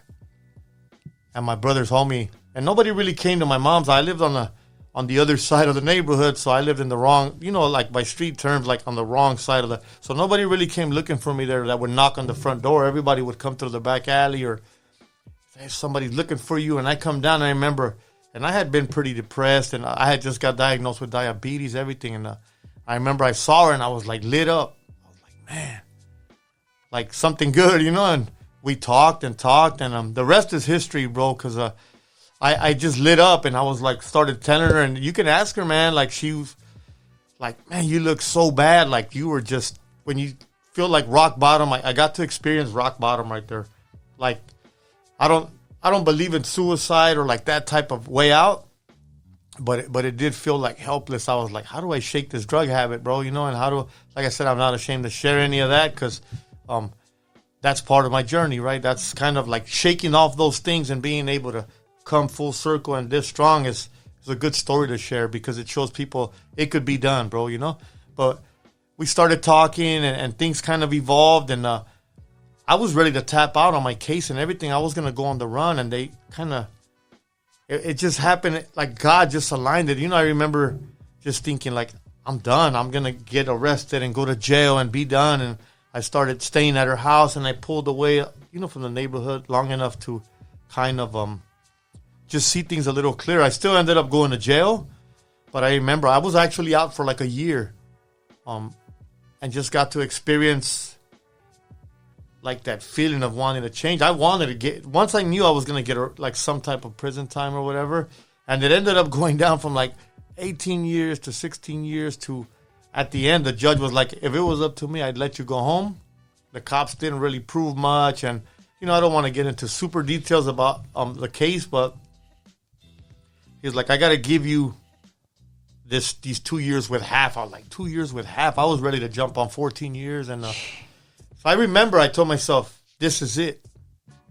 This is it. I didn't know what that consisted of, but I knew I was on my way out of that life. Like, I felt like this is it. This is my ticket to go back to jail. And then that's scary too, right? You go back and you don't know what to hold. But I knew something in me shifted, bro. Like, that I just felt like I got a taste of disappointment, a taste of everything. So before, I never felt really bad for much of that stuff. I was living too fast to stop, and losing my mom like that and everything slowed me down to the core where I was like, man, what did I do? Right? Like, when something's gone, it's gone, bro. So that was I remember turning myself in. Like, we fought that case, and she's like, no matter how shot out I looked, I remember my diabetes was so bad. I went to court, I had big old lumps on my head, bro. Like, I don't know, my sugar was like 800-900 for like weeks, bro. And I remember I went, and I'm like, man, they're going to think like I'm an alien or something. I'm on meth or whatever. I had already kind of stopped using and everything. But I remember, but I never missed a court date ever. I think I wore the same suit to every court date, bro, like, or the same dress shirt. And, you know, I tried to, but I never missed because I'm like, I just wanted to man up, right? And I'll say, like, what would be the right thing to do? Should I flee with no money, no nothing, nowhere to go, no? Or should I just see what the outcome is? And I wasn't scared to go to court. I remember a lot of homies saying, hey, you're going to go on the run? And then they gave me the sentence, and I still had the courage to say, can I talk? Like, so I still convinced the judge to let me go home that day after I got sentenced and turn myself in 3 weeks later. And he's like, if you don't come this day at 7 a.m. to the court, whatever, I don't remember the words, but I knew that, you know, You better show up. I showed up, bro, on time. I remember, and Monica, my cousins, and they were there, and I knew. I walked in like sad that I was having to go and spend a year in there, but I knew for the way I was living, it was I'm like, this is it. This is my chance to shake that. You know, Right. I wasn't strong enough to shake it out there, bro. It's hard. Like, for those that think like you could just turn it around, there's no button that, I want to change my life. Like, there's so many obstacles that come that you don't never know, because if you've never tried changing it, and you might fail 10 times, right? Like, so until then, I walked in not knowing. I was still like, I said, I'm just going to do art. Like, something in me felt different, man. Like, I didn't really care for the, hey, what's up, homie? Like, I just felt like, I don't know, I was just like mad at myself, kind of, or I really can't pinpoint the feeling. It just came from here, but I don't know if there's a word to describe like got what to I a- had, bro. It's crazy. To a low point, and then you just like. I knew that I had. got it. I There's knew only I one had- way. You hit the bottom. Yeah. There's only one way out. Yeah, because nobody could explain. They're like, "What the fuck happened, bro?" And I'm like, just something happened in me. And when Monica came along, it was like, and she believed in me, like, my family too, right? But this was like my partner, right? Like, we connected back, and after so long, and I knew when I got out, I'm like, no matter what, I know that I'm going, whatever I'm going to do good. I don't know what that means, because I never got out of jail and really tried. I went straight to the straight bad, like, immediately. So this time I said, I'm going to do good no matter, but I didn't really know what that consisted of. Like, family, trying to work, and scrounging up Monica. So I'm going to be honest, right now, if I could say that the $300 that she saved up while I did that year, you know, still sending me packages and stuff with the kids and having all the bills to, those, and her sister helped us out, right? The $300 that she had, she's like, this is what I got. I remember going and buying a whack-ass tattoo kit or whatever, and them not even letting me get that extra $5 over. They're like, no, you got to leave this. I'm like, come on, bro. Like, in my head, I'm like, all right, you're going to buy from me something later. I had this. And it turned out like that. It manifested, man. And the dude remembers. I remember telling the homie, like, man, come on, bro. Like, I'm going to do some stuff. I got you. But, you know, it doesn't work that way. I was nobody. Now that same company is like, you know, hey, whatever you need. Crazy. Yeah? But that $300 gave me a tattoo machine and allowed me to go looking around. I knew nobody was going to hire me with anything else, and get back on my feet at a tattoo shop. And none of this, like I said, there was no plans to do like, and that's the most honest thing that, you know, a lot of people think like, how did you get the brand going? I'm like, the brand was just an idea. I mean, this wasn't supposed to be a brand. I changed my name from Sleepy, and I thought I was like, man, I'm going to come up with the coolest name, Big Sleeps. That was right? It's crazy. They're like, where'd you get Big Sleeps? I'm like, well, it's Sleepy. But I wanted it a little bit different, so the best thing I could come up with was that at that moment. And the T-shirts wasn't really planned a lot. I had done T-shirts for Psycho Realm and all that, but it all just felt right at the moment, bro. Like, you know, and I had the right support. Right. But it's crazy, like, to think, like, there was no exact formula where I said, oh, I got it right. It was just like a everyday going a little bit to the left, and the bat is on the right, and I'm like, every day just a small distance. Taking some steps away. Baby And steps. That's good advice for anybody. There's days where I felt like quitting, or just like, I mean, tattooing comes with a lot of, you know, you're in the environment again, and there's a lot of drinking, a lot of everything, bro, right?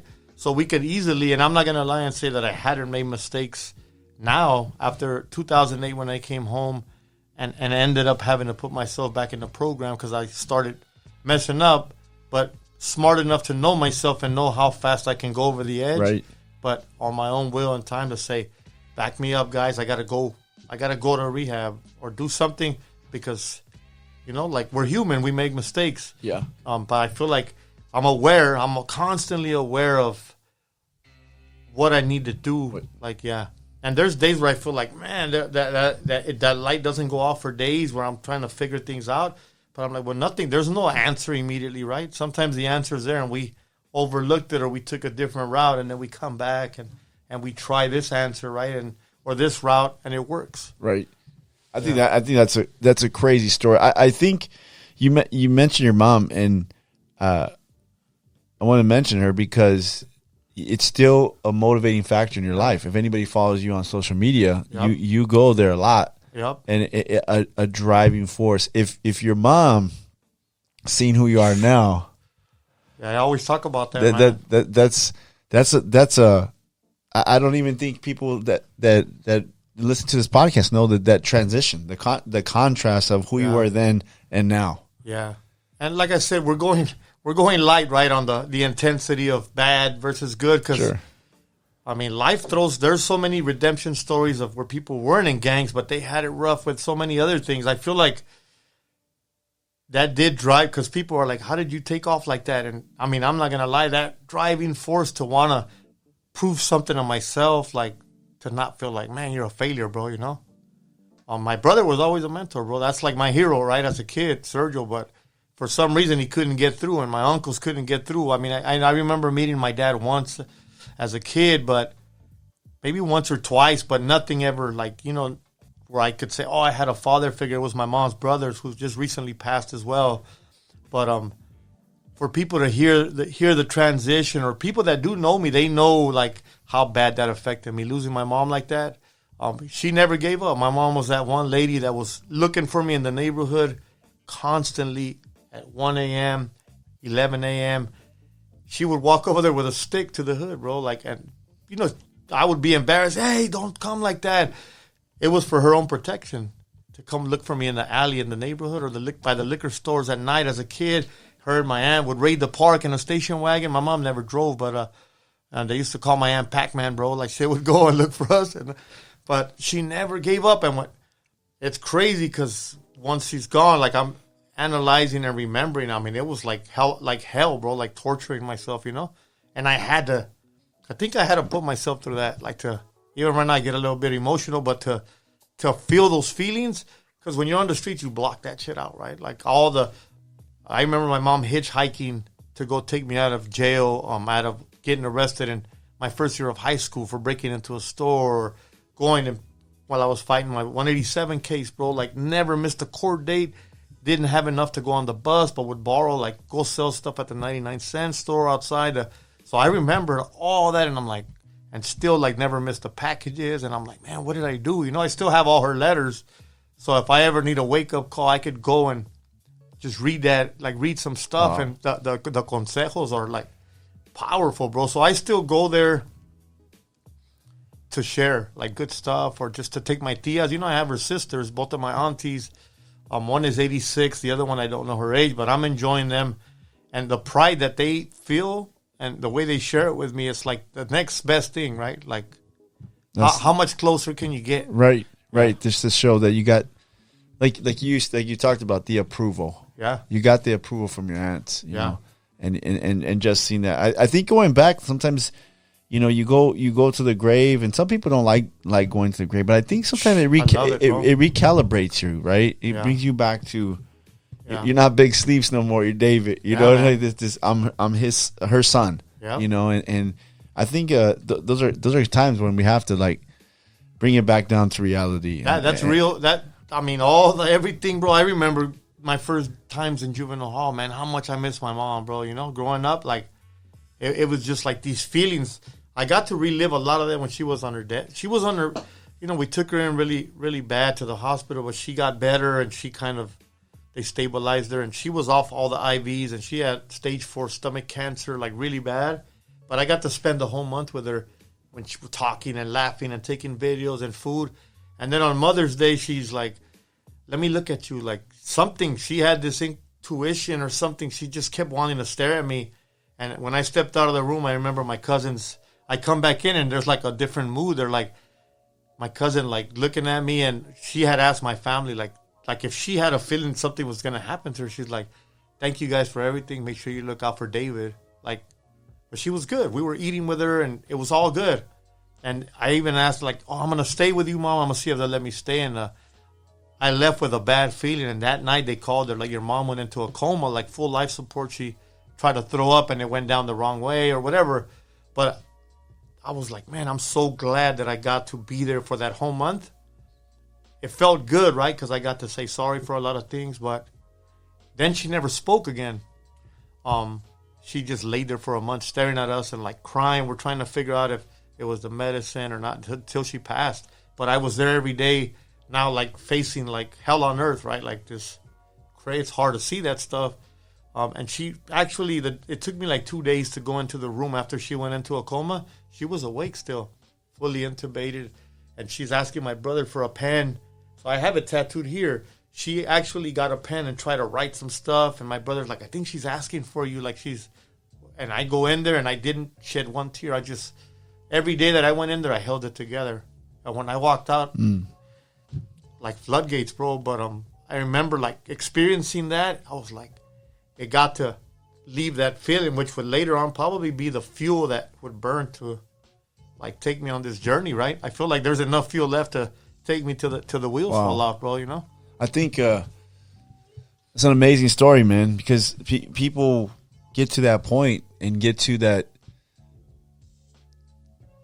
Once again, you can take that death, which is probably the most horrible thing that happened in your life, and you could, like you said, you could have went the opposite way. Yeah, you could have just said, forget this. She's gone. Yeah, I almost did. It's the only one I wanted to prove good to, you know, and say, I'm out of here.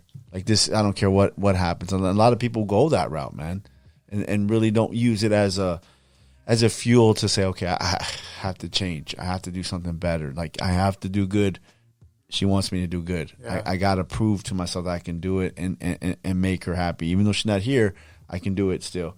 I think that's really commendable, man. Yeah, there was no excuse really, because I'm like, my mom raised us good, bro. Right? Like my older brother went to school every day, straight A's. Sergio went to college, Chico State, and everything she did was with good intent.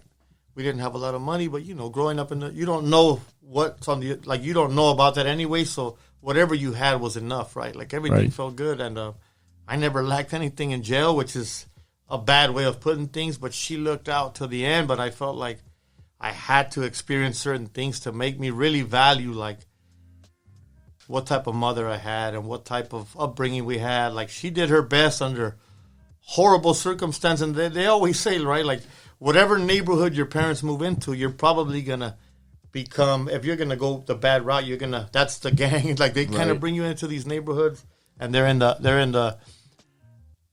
their heart, like this is a better life for my son, not knowing what exists. Parents don't know that their kids are out there doing all this crazy stuff as kids, or they're ditching school or doing whatever. Like once I got to analyze myself after all that, and I came home, and on top of that, Monica, I mean, she just believed in me so hard. It kind of gave me that boost from like, it's on. But I didn't really know.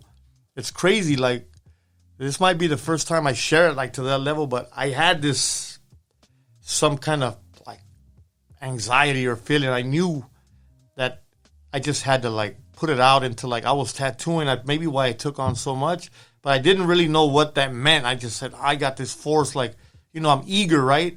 And when these things start coming, I'm just grabbing at everything, right? Like trying to, first it's like I'm staying out of trouble. And, I'm making money. Like I don't have to go resort to old ways of getting money and become Debo again or some craziness, man. But I thought I like to throw humor in it, but it felt really good, man, to be able to do something. And it kind of snowballed into itself, right? Like that feeling just kept multiplying. And I'm here today in front of you talking about something that I'm glad I held back, like, you know, going on a different podcast, because you've seen the journey, right?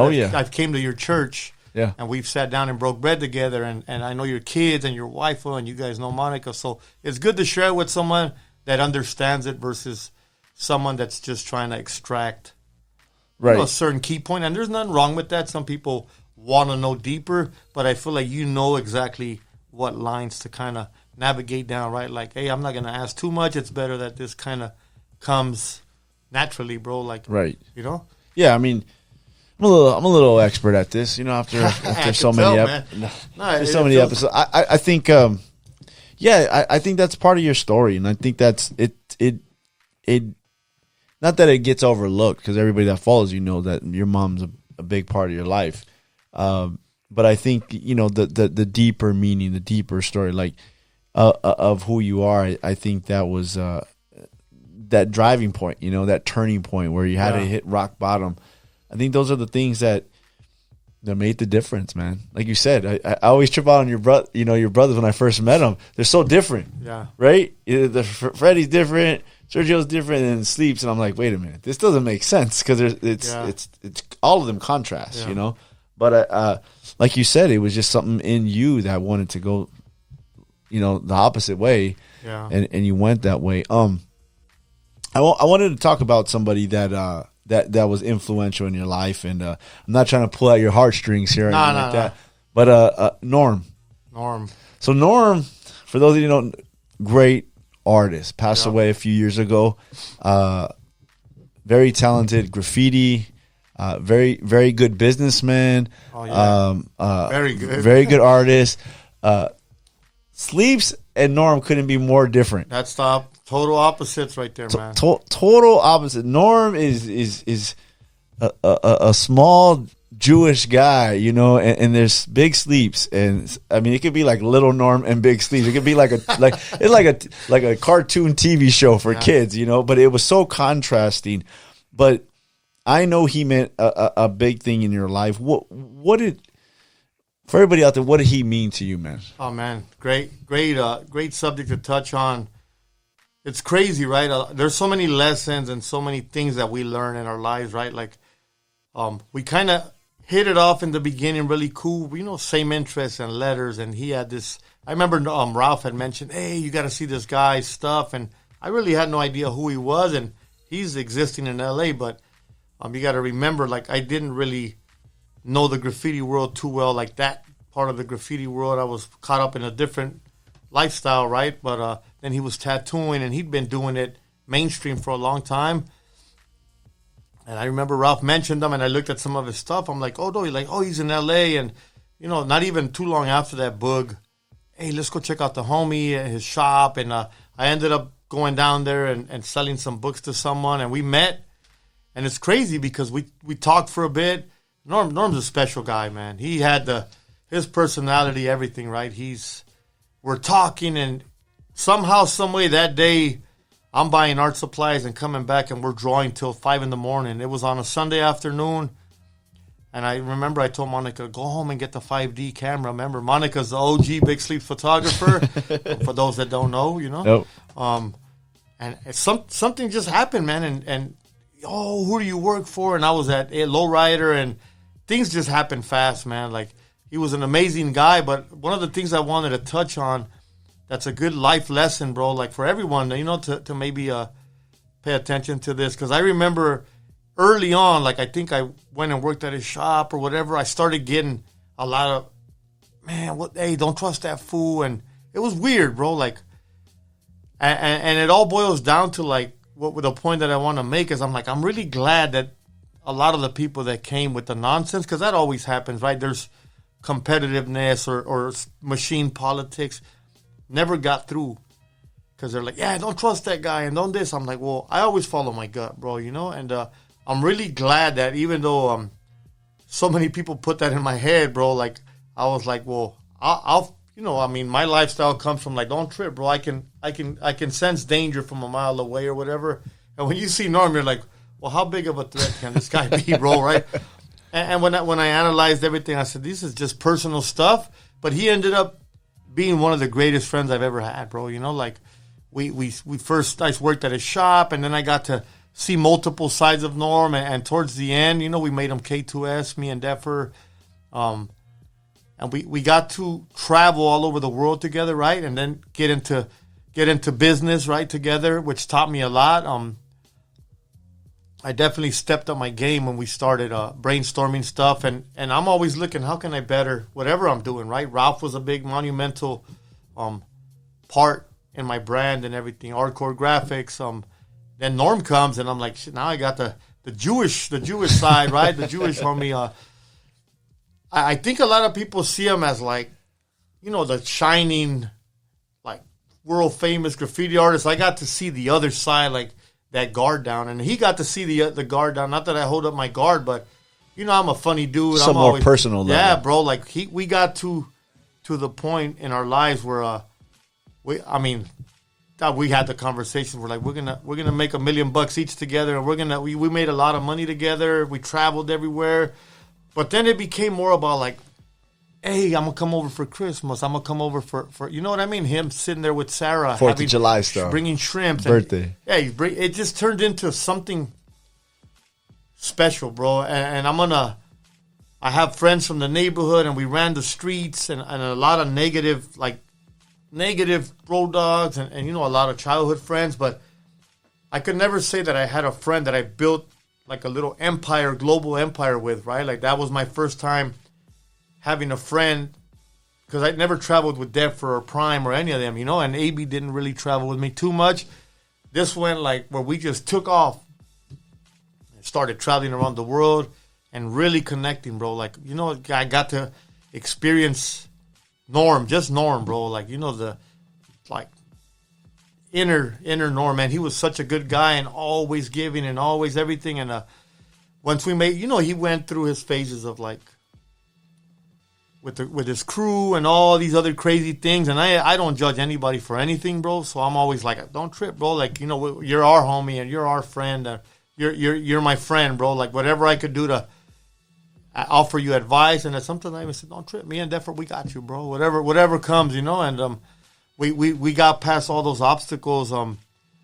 At the end, I think when we were in Panama or something, I remember we did some seminars together, and I told him, man, we're doing a lot, but we're doing a lot. We should slow down, man. Like it started feeling like, how do you pump the brakes when you're moving so fast and everything's kind of running in unison, right? Like everything's in sync. So if you pull the plug on one, it's like it kind of, especially for him, because he was pretty much single, no kids. Yeah. He's just going, you're have a family, so you're like, whoa. For him, it's just like, let's go. So, well, I was doing that too, and thank God that I have the support to that takes a toll on a family too, right? But I'm gonna share something personal, and I remember towards the end, you know, I mean, as much as we have like material stuff and all that, he's like, man, I wish I had what you had, bro. Like as far as the support, I gotta find that person to back me up like that. You know, he's my age, man. Norm could pass for a 20-year-old, bro. He moves so fast, but those last times together, and I said, well, let's slow down. Let's brainstorm. The ink was going to be our ticket, bro, into the bigger thing, you know. And I remember we had that conversation. He's like, let's get a bottle of Big Sleep Sink into every shop in the world, you know. And that last conversation we had in China. And it's crazy because those that went to China with me, Big Tiny and Edgar, which were also great friends of Norm, remember that Norm that was on that trip with us was different. There's something so different about that trip. And on the way there, I remember saying, Norm, we're just going to do the convention, and we're just going to take this vacation around China, around the ancient sites and all that. And he was glowing, bro, like a different, like I feel like God let us experience a different part of him, bro. Like he was on fire with the jokes, with the everything, man. We were eating and we were just living. And I remember, I still have that picture on my phone. That night he had to pack because he's like, you know, we had already been on a bunch of trips. I still got to go to London for a month and then come back and go to Canada and then come back. Like, oh, you know, Norm, right? But that week, he just took that downtime and we kicked it. And I had him do an interview in China. And I said, do me this favor and we'll go eat a lobster dinner. And that dinner, I remember, said, let's take this picture. This is the Last Supper right here, bro. And wow. I remember he left and we were like cracking jokes all the way to he like left laughing so hard that he crashed into the hotel door and he threw a note under my door. I still have it. It's like, I love you, bro. Thank you for the best trip ever. Wow. That was it. Man. Yeah, that was it. And I mean that was, I mean, I didn't see him for about a month, I think.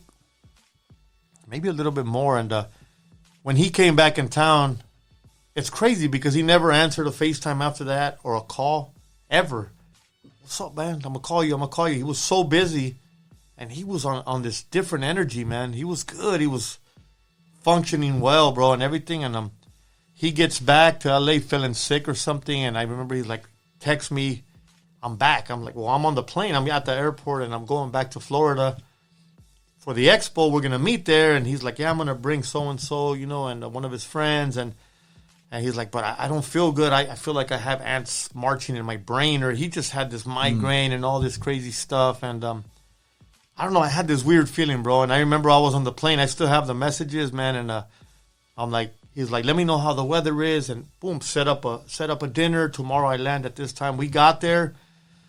And he never made it, bro. Like, he passed away that night, man. They heard him at the shop that night. I think he asked my brother to go get some dinner. He didn't. My brother was leaving, but somehow, some way, he went back up, and he didn't wake up. I'm over there waiting for him, man. Set up his booth at the expo, and he didn't make it to dinner that night when he was going to land. And unfortunately, Monica's nephew had committed suicide the day we landed, and then we got the Norm news like the next day. It was a tough landing and turning right back around. But when I was down there setting up the booths at the expo, I remember I had gone, hey, did this guy Rosenbaum come? And I'm like, how about Norm? How about? So I went and pulled the lady aside. I said, hey, my homeboy's not here, and he's not answering. Maybe he checked in and passed out or something, and he's not here. So I'm calling everybody. It's really early in the morning, and I remember calling my brother. I said, you got to wake somebody up, bro. Like, somebody needs to go break in to his house, man. Like, go get in there. I had that feeling. And I'm thinking, what if he overslept or he got into a fight with his girl, whatever. I was trying to, or I said, what if, in my head, I'm just thinking maybe he fell on the stairs and broke his neck. I couldn't think of whatever can happen, I had this weird feeling. And I remember they're checking. It took a while, but I remember I took a picture. You know how they put the papers at the expo that say Norm and then sleeps. And I remember I wrote K2S and I took a picture of it. And as I was going to send it, just thinking like, I'm going to send it to him and show him his booth is all set up, I got the incoming call.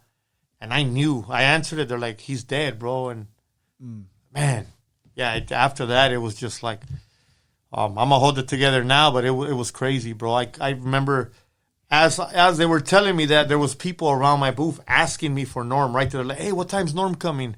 And then I'm looking at the phone, and when I answer, he's dead. And I remember like going underwater, like this weird feeling, because emotions, bro, right? Like, and I remember I fidgeted with the phone. I had to step away. Everybody knew. They knew something. My whole demeanor changed, but I held it together, and I walked off, and a couple homies, hey, everything okay, bro? And then I finally got Monica like on the phone, and I'm like, come down, like it's Norm. And she knew. She came down, and soon as we got that news, it was like a cool sunny day, but lightning, thunder showers. It was crazy, man, the feeling, and then the anxiety, right, to get home. And how do you continue to work or be at a convention? Yeah, I left. That was going to be the first day of the expo, but I remember I told her, I'm sorry, I'm going home right now. Like, but it took us like 10 hours to leave, the flights and all. It was hard to leave. And when I got the call, I still had to call 3 or 4 people. Do me a favor, go over there. I need you to confirm. Like, nobody was close, And, I hit up Edgar. I'm like, hey, go check, bro. And once I got that double confirmation or whatever, it was like, fuck, what happened, man? It's still like, it still feels fresh, man, Wow. Yeah, it's a crazy, just crazy story, man. And you start thinking like, one of the lessons is to value everything every day, bro. Like, just value that then and there. Like, if you want to tell somebody, I'm glad we had that. I'm like, man, I love you, bro. Like, you're my homie, bro. Like, so I learned to not, after my mom, to not leave that type of stuff pending, right? Because tomorrow's never guaranteed for nobody, bro. Right. Never, man, It's kind of, we forget that, man. Yeah. We forget that because we, especially men, yeah. You know what I mean? It's hard for us to, hey, Yeah. Thank you, bro. Love you. I appreciate you, man. Yeah. And I think I overuse that, man, I say that a lot. But it's important. It's important that we do that because, like you said, at least you had that memory on that note, like, man, we had that relationship. What are some things you took from Norm, man? Some good, that you use to this day? Too much, bro. A lot. I mean, honestly, we shared so many ideas on success, bro. I mean, successful things that have happened, how to approach business, you know. I always tell people I feel like I'm part Jewish now a little bit, man. He's a smart guy, man. Smart guy, bro. One of the kindest humans I've ever met, bro, you know. I got close to his mom, bro. An amazing human being, his brother, you know. So that's the closest thing there, you know. Right. We're constantly in touch, but there's too many things, man. I feel like I've known him my whole life too, you know. And it's crazy because you think he was just a small part, you know, of my life, but some people can impact so fast, right? So can impact your life in such big ways in such short periods of time. Right. You know, Right. The laughter. It was crazy because I remember sitting at expos, me, him, and AB, and some of the guys, but we were the loudest people at every expo. I can imagine. With AB, it was such fun. I miss those days of traveling, and I mean, it was. I know we were annoying to people on airplanes. I remember sitting on a train stuck in the snowstorm in Milan on the way to Florence, and we're like, damn, what are we gonna do here? And there comes AB and with the jokes and oh man, it's crazy, right? We're just sitting there just having a blast in the middle of Italy. Who would have thought? Some of us wore, I think Edgar had damn cut off Dickies because we didn't know the weather out there, but we're sitting there laughing up a storm like if we were at the Laugh Factory, bro. That's how good the camaraderie was between us when we were traveling. We're on our way. I mean, right? Just to think of, if you put that into context, these kids from LA or Pomona and Pico Union, and Norm grew up and he had his struggles wherever he came up, but we're going from an expo in Milan to Florence for the day to go pay a cab driver to drive us around and see as much architecture and have the best food, go back, jump on a train and go back to Milan and, you know, pack and come back for the next expo. Like, those are amazing trips, amazing experiences. And sometimes it's hard to stop and appreciate those because we move fast. Life happens, right? You don't spend your whole day reflecting on stuff every day, or you wouldn't do nothing, right? We got to create those moments so that we could go back and reflect on them later, man. It's good advice, Yeah. man.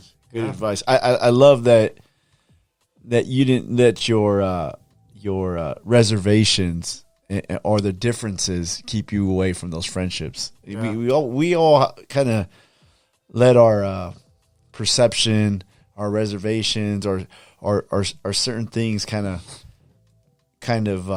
get us away from those, you know, friendships or those connections by just you know, or I'm not gonna get along with them. They're not gonna understand me. I'm not gonna. And when you just let their guard down, you find some of the best friendships and connections you ever met.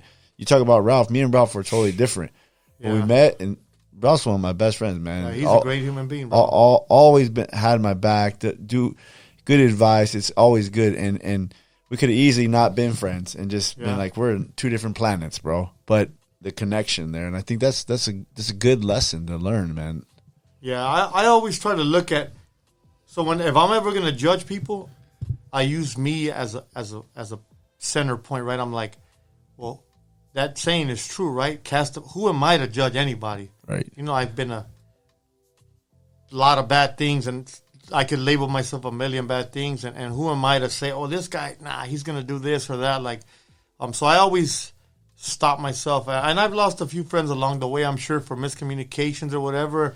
Recently, I told myself I'm on a mission to make sure that there's no stone left unturned, like in my path, right? I'm sure that's a hard goal to achieve, but if I've wronged anybody or if I've crossed paths with people that I felt like I'm not gonna hold that, like I don't want to go to my grave knowing that I could have, you know. And I don't know if that makes me a better person or whatever, but for me, I want to be able to do that and just say, like, hey, I don't want to hold, like, why hold the grudge or why do that or why, you know, like let a miscommunication. And I'm guilty of it because I'm an overanalyzer, bro. I overanalyze things, maybe because of the way I grew up or in jail, or, you know, I was in YA and prison and all these crazy things. They kind of semi-traumatize us, right? Or they shape us in ways that it's hard to shake those things off sometimes. They become part of our character. Right.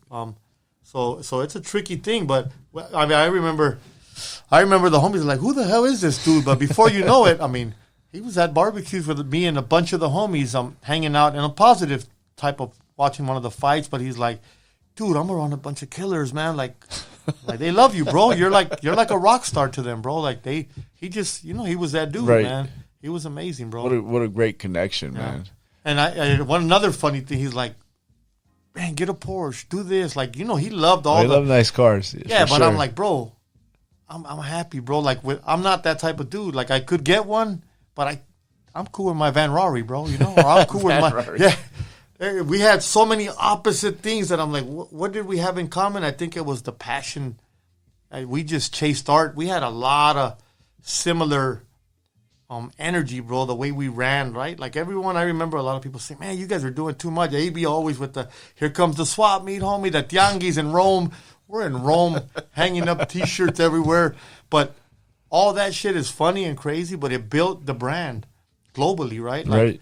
Because somehow when I pumped the brakes and ended up getting a little warehouse, all the people that were buying my merchandise, the orders were coming in from all over the world, from everywhere that we've gone. And it's like unintentionally, without being fearful of failing and all that, we built something through Ralph. I remember, hey, make some phone cases, it's crazy how it just built, right? And now it went to a level of like, okay, now we're on to the next phase of like entrepreneurship or whatever, right? Right. It's not just being an artist. Now it's managing what you built and making it run so good, correctly, man. It's crazy, bro. That's dope, man. Yeah. I'm glad we got to talk about that. Yeah, thank you for bringing that up. I got a little hesitant, but I'm glad to be able to let that stuff out. It'll do me some good to start the year with a fresh, nice podcast and let out some stuff, man. It's good to share that with people, bro. Let me switch gears here. Still stay in the same art realm, but lettering and what you do. There's countless people that say, I can do that, right? I mean, we hear that all the time. I can do that. I people come and have seen, my deafers and stuff, and they're and I can do that. Really, I always say, and it goes not only just for lettering, it goes for all art, graffiti, even some abstract or different expressionisms. They always go, what's that? That's easy. I can do that. Yeah. And what don't they understand about when they say that they because I understand that as an art fan. I'm not an artist, but I definitely understand art, and I know people always look at me strangely and go like what is it? Like what is it about that? That's a good one. That's a really good one. Me and Ralph have this conversation regularly. I'm always the one I love crediting people that are talented, bro. Like I always tell people in my neighborhood, there's way doper letterers than me, or people that I thought were always the best letterers in Pico Union and up in the other neighborhoods, and the kids from all sides of that area, the Rampart area, they can do that. A lot of the people that I'm sure maybe some of the ones that are saying it, they just don't understand. It's if you're saying it from a business perspective, or like if you're an artist and saying you can do that, then that's fine, do it. But it's applying yourself, I think, enough to do that and do it well enough and learn how to embark on that journey, like in a way that'll make you recognize, like I said, if you're an artist, right, by all the institutions, and put yourself in museums and let those museums come and put you in their permanent collections and make your art go from being traded in prison for cup of noodle soups to be in the Getty Museum with no help from anybody, right? How do you do that? It's not the letters no more. Now it's the individual that has a story. Like, recently when we did the ESMO show, that thing went into a collector's box. And so that put us in the permanent collection of the LACMA, the Boston Museum of Fine Art. There's so many permanent collections that we're in. I'm always blown away, but it's not the lettering itself. It's what we've done with it to create it. How did we get that writing that we learned on the streets and practice while we were incarcerated or wherever, on graffiti train yards? Mine is a little different than New York style graffiti, right? It's the cholo writing and the hand styles. How did we play a major role in getting people to spend time enough to listen to our stories, to collect our art, to put art shows together for us, and to help us elevate our audience into people that collect fine art, that are hanging multiple $1 million pieces in their homes, and maybe Deffer's in one of them, or I'm in one of them, or Retna, or whoever. Like, we all have different stories, but it's not. A lot of people can do that because anybody can go and copy certain things. It's how we got there that matters, right? There's 1,000 homies in jail that could do my lettering. I didn't invent that lettering, right? I played a role in morphing my own styles out of a lot of the things that influenced me as a kid, and that's just honest truth. I feel like I probably became the face of a lot of it because people immediately tied me in to the cholo writings, right? Oh, Sleeps, look, this guy's doing this is a good story. Some guys were like, there's a guy in LA that does your writing a lot. And, oh, yeah, who? Oh, this guy, I think Prime or something. And I'm like, bro, he's my mentor. Like, I learned a lot of my lettering styles from him. We grew up together. He's a couple years older than me. I'm like, it's the other way around. But they're recognizing me as the face of it, right? Right. But it wasn't the lettering. I mean, me writing on a napkin didn't get me anywhere. It's putting myself in all the environments and not stopping, not letting any obstacles stop me, and wanting to even pursue. How do you make a lettering career and end up in museums from something that was called gang writing or Rayate las Nalgas, right? My mom and them would be like, that wasn't even accepted in that world, right? We had Chaz that paved the way a lot. He's been lettering for 50 years or something, right? But how do you get to that level with just something that is a pen? There's a lot of people that can do it, but if you put 100 of us in one room, how many have done it, right? Like, got themselves to that level. It was just a lot of hard work, dedication, and it's crazy because there's no formula.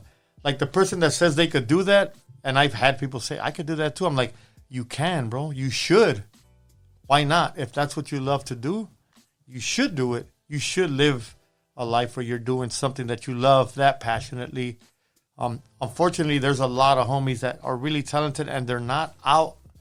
They're institution, right? They're in an institution and they're unable to do that. I want to be that voice, bro, you know, that's giving people even in there to say, man, this fool took it to the extremes, right? To these levels of like, I feel like I'm still not done. I think I don't know if you remember one time I said, I'm not done. I got to go discover new land, bro, or something along those lines when I was barely getting a taste of like, hey, I went to Sweden and I went to Brazil, and the way that people, the reception that we get and the ability for us to become like mentors or just, you know, what do you call it? Innovators, right? We're giving them something that was only practiced in Los Angeles or whatever, and we've turned it into fine art. It didn't just happen. It took a lot of work to get that accepted into all these shows that we're doing, to get approached by brands, right? Like Hurley or Famous Stars and Straps, Diamond Supply. Those ain't Los Angeles Cholo or Street or whatever. They're not those type of brands, but they saw something in what I did. I didn't go knocking on their door. I think I just did enough hard work and put so much stuff out there that people found an attraction to say, man, Sleeps is dope. He's doing good stuff. And there's another 500 that could do just that, right? Right. Because not to knock anybody, LA's got the sickest hand styles ever. But how many of them are running on that same freeway, right, on that same lane? How many of them are putting themselves in positions to be recognized by those companies? Not many. So Right. maybe we're the tool. Like people that say that, I want to tell them, you can do that, but it takes a lot of work. You're not going to do that, and tomorrow all these people are going to be chasing you down. If you figure out that formula, I'd like to buy that from you, bro. You know, but it doesn't work like that, Put that bro. in a book. Yeah, it's hard. Right. It's hard. But it feels good because now, 12 years later, I mean, I've been lettering since I was a kid, right? Like with all that, whoever would have thought, even you growing up in LA, that this would be accepted at that level. Right. It's almost like, how did that happen? When did it happen? How did we play a role It's been in a that? long time. Yeah. It's been a long, even just for yourself. I mean, Yeah. I remember going and buying that from you. I'm gonna replace that with something fresh, bro. I got and you were living in an apartment in Inglewood. I was tattooing in my living room, bro. And I went over there and you signed it and we put it in there and to now you own your own home. Yeah, it's been amazing. So But good, man. I had no idea. Like, I just wanted to put art out, right? I remember telling Kill, I need you to vector something for me. It's real simple. And he's like, that was the hardest vector. You had like 5,000 anchor points on there or something. But I never quit, right? I embarked on it. I did it. And I've only done 2 prints in my whole life, bro. The next one is Inspiration. There's never been something else where I said, oh, I reproduced all these. There's another print. I'm going to give you a copy of the inspiration print. Between that, it's been all like fine art, originals, or whatever, you know. But that question, to take it back to that, I feel like it's always interesting to hear that. Some people might say it from a like kind of a bad place, right? Like, I could do that. That shit's like almost downplaying you. Or some people might say it like, hey, I can do that. Like, you can, because I've seen kids in China or wherever take these letter forms and master them. Just like we can master replicating Da Vinci paintings. Anything can be done. It's, can you and will you do it is the question, right? We know it. Like, you could say, hey, I could win the Super Bowl. I could be the next Kobe. Well, I'm sure you can if you apply yourself, but are you going to do that? And are you going to be that? There's a big difference, right, between those two things, man. Yeah, but that's where I think talent meets hard work. Yeah. Right? Or talent meets determination. A lot of people that have the talent. There's a million. They say the best ball players are usually playing at the park. Yeah. You know what I mean? Crazy. Like, and they never make it to the league. Yeah. You know, it's just the talent, and then the hard work, determination, you know, and constantly evolving. Yeah. I think you've done that, man. I think lettering, I mean, way back as a kid, it comes so natural. Like I said, it was just part of my upbringing. Everybody down there has good penmanship, man, you know. It comes so natural. But if you ask me, I don't know how long ago, like just 20 years ago or somewhere, I could never even fathom that that I would be living a life that I'm living now. But even to think lettering took me around the world full circle and helped me change my life. And I remember using it in a negative aspect where I would go tag up blocks and, you know, I wanted to put up the best lettering everywhere, which was a bad thing, life-risking thing in L.A. at that time. But to say that even my home was purchased with all the hard work that I did with collabs, with everything, you know, right? It's such a beautiful thing to say, not in a boastful way or bragging way, but it's a huge accomplishment that I'm proud of, bro, you know? It's one of those things, and those people that say they can do it, they should do it, man. If they mean it from that perspective, right? Like, hey, I can do that. Be like, you can, you know. Just that wording alone is really strong. You should believe that you can do anything. Inspirational. But it's not an easy road, you know. For those that just see our highlights on Instagram, you've seen the struggle. I've tattooed in so many places and so many things, and the kids have slept in the living room with books everywhere and doing homework on books and it's been a crazy, crazy road, man, you know. But I wouldn't change it, man. I mean, you can't go back and change it anyways, but it really made me appreciate things more, bro. Like being where I am right now, ready to turn the year over. Now I have new things to deal with, right? New. I just finished telling you, man, I don't have a landlord no more, so now, bam. You're the landlord. I got gifted a little tool set. Well, I couldn't even open the tool set. But that's not my specialty, right? But hey, something new to learn. Yeah, something new to learn. I might I was like, man, how can I design my own set of tools now? Big Sleeves handyman service. Yeah. I'm thinking, the lines I'm thinking along is always like, how can I innovate something now? Right now I have my own line of needles, tattoo inks, the merch, whatever. There's so many different things that are going on that I feel like I'm really glad that I got to experience this side of the art world, right? But I'm also glad that I'm elevating myself into the entrepreneurship, right? Or to the being a business owner, because tattooing takes a toll on your body, bro, you know? Yeah. And what am I going to do when I'm having a hard time reading the menu at Lazy Dog a few nights ago. Me and OG Slick are like, what the hell? Yeah, I'm like, you got glasses? Yeah. You got, yeah. So it took me too, bro. Yeah. So what am I going to do now? Yeah, with the big old magnifying glass in front of a tattoo, man.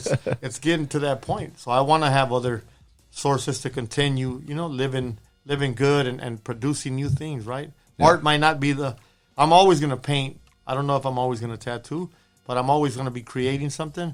But even better, I might venture into other things that are out of the art world now, you know, because I've gotten a taste of what it's like to build a business and do good at it or not do good at it and just mess it all up and come back the other way. That's just part of it. That's just part of it. So dope, man. And I think it's good to, you know, we talked about art and how you turn your life around. It's good to see you in the role of, like you said, homeowner, That's a whole father, yeah. husband, doing these things, you know, and that to me that's a great accomplishment, you know, Yeah. to see you evolve into that. And of course, that's always a learning process too, and constantly evolving because things change. Kids get older, you know. Yeah. You get older, you need glasses now.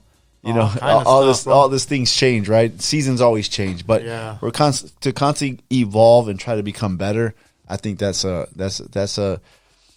good testament to somebody's character, and I think you've done great, man. Thank you, man. I'm definitely. It feels good hearing proud that of from you, bro. I You know look what I mean? up to you as a father. Like, you know, the father role that I've seen you play with your kids. You're always taking them everywhere. I've sat in front of church, you know, when you've spoken, and you're a great person to look up to as well, brother. I appreciate that it, comes man. from the heart, man. Appreciate that. comes from the Hey, heart. and you guys inspired me recently. Yeah. Just took the family to Rome. That's amazing. I saw that, bro. You know, I saw and, that. and it was so cool because, you know, AB and Com and you, and just like, oh, man, I'm so happy for you, bro. And this and that, you're going to love it, and check this out. It was just like, I got to go to AB shop, and, you know, because him and Com were like, come down, dude, tell us about the trip. So I was like, man. It's you know, an so amazing experience, right? It inspired me, too. I mean, you guys there, and I love art, and I'm like, we're gonna make it there one day. We're gonna go, and this year we had the opportunity, man. Yeah, And that it was amazing. it I was immediately great. I was like, I know. yes, you made it, bro. It was dope. It's Yeah. it's dope to have friends that you know are happy to see you win. Yeah. You know, you talk about Ralph and AB and yourself.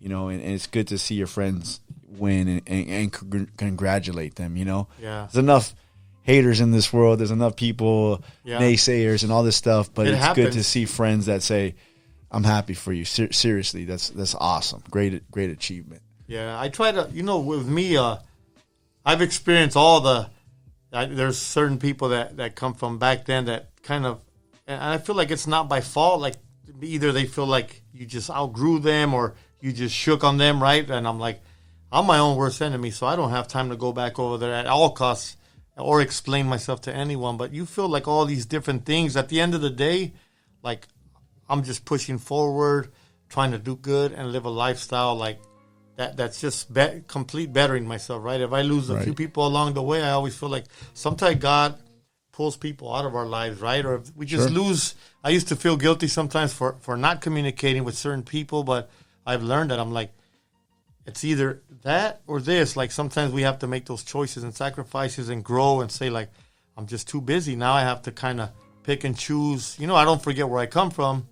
But sometimes it's good to experience other things that are not from where you come from, right? Where I came from, there was a lot of good friendships but there's a lot of trauma. I can't go back down there and hang out or do that because I don't want to be in that place, you know? Like, I don't want to put myself in that mindset or be, you know, and I don't glorify, you know, a lot of people say, like, well, I'm still proud of, like, I'm not proud of the bad stuff I did or whatever. And sometimes people, I'm saying that because when you travel, like, a lot of people tend to ask, like, they have this mystique about the gang culture and the getting shot. And you know, I know I've experienced all that, but I think that sometimes people, their perception of what they see, like this taboo, this cool thing, they're missing it. Like, they only see one thing. They're not seeing all the real pain and suffering and all the craziness. So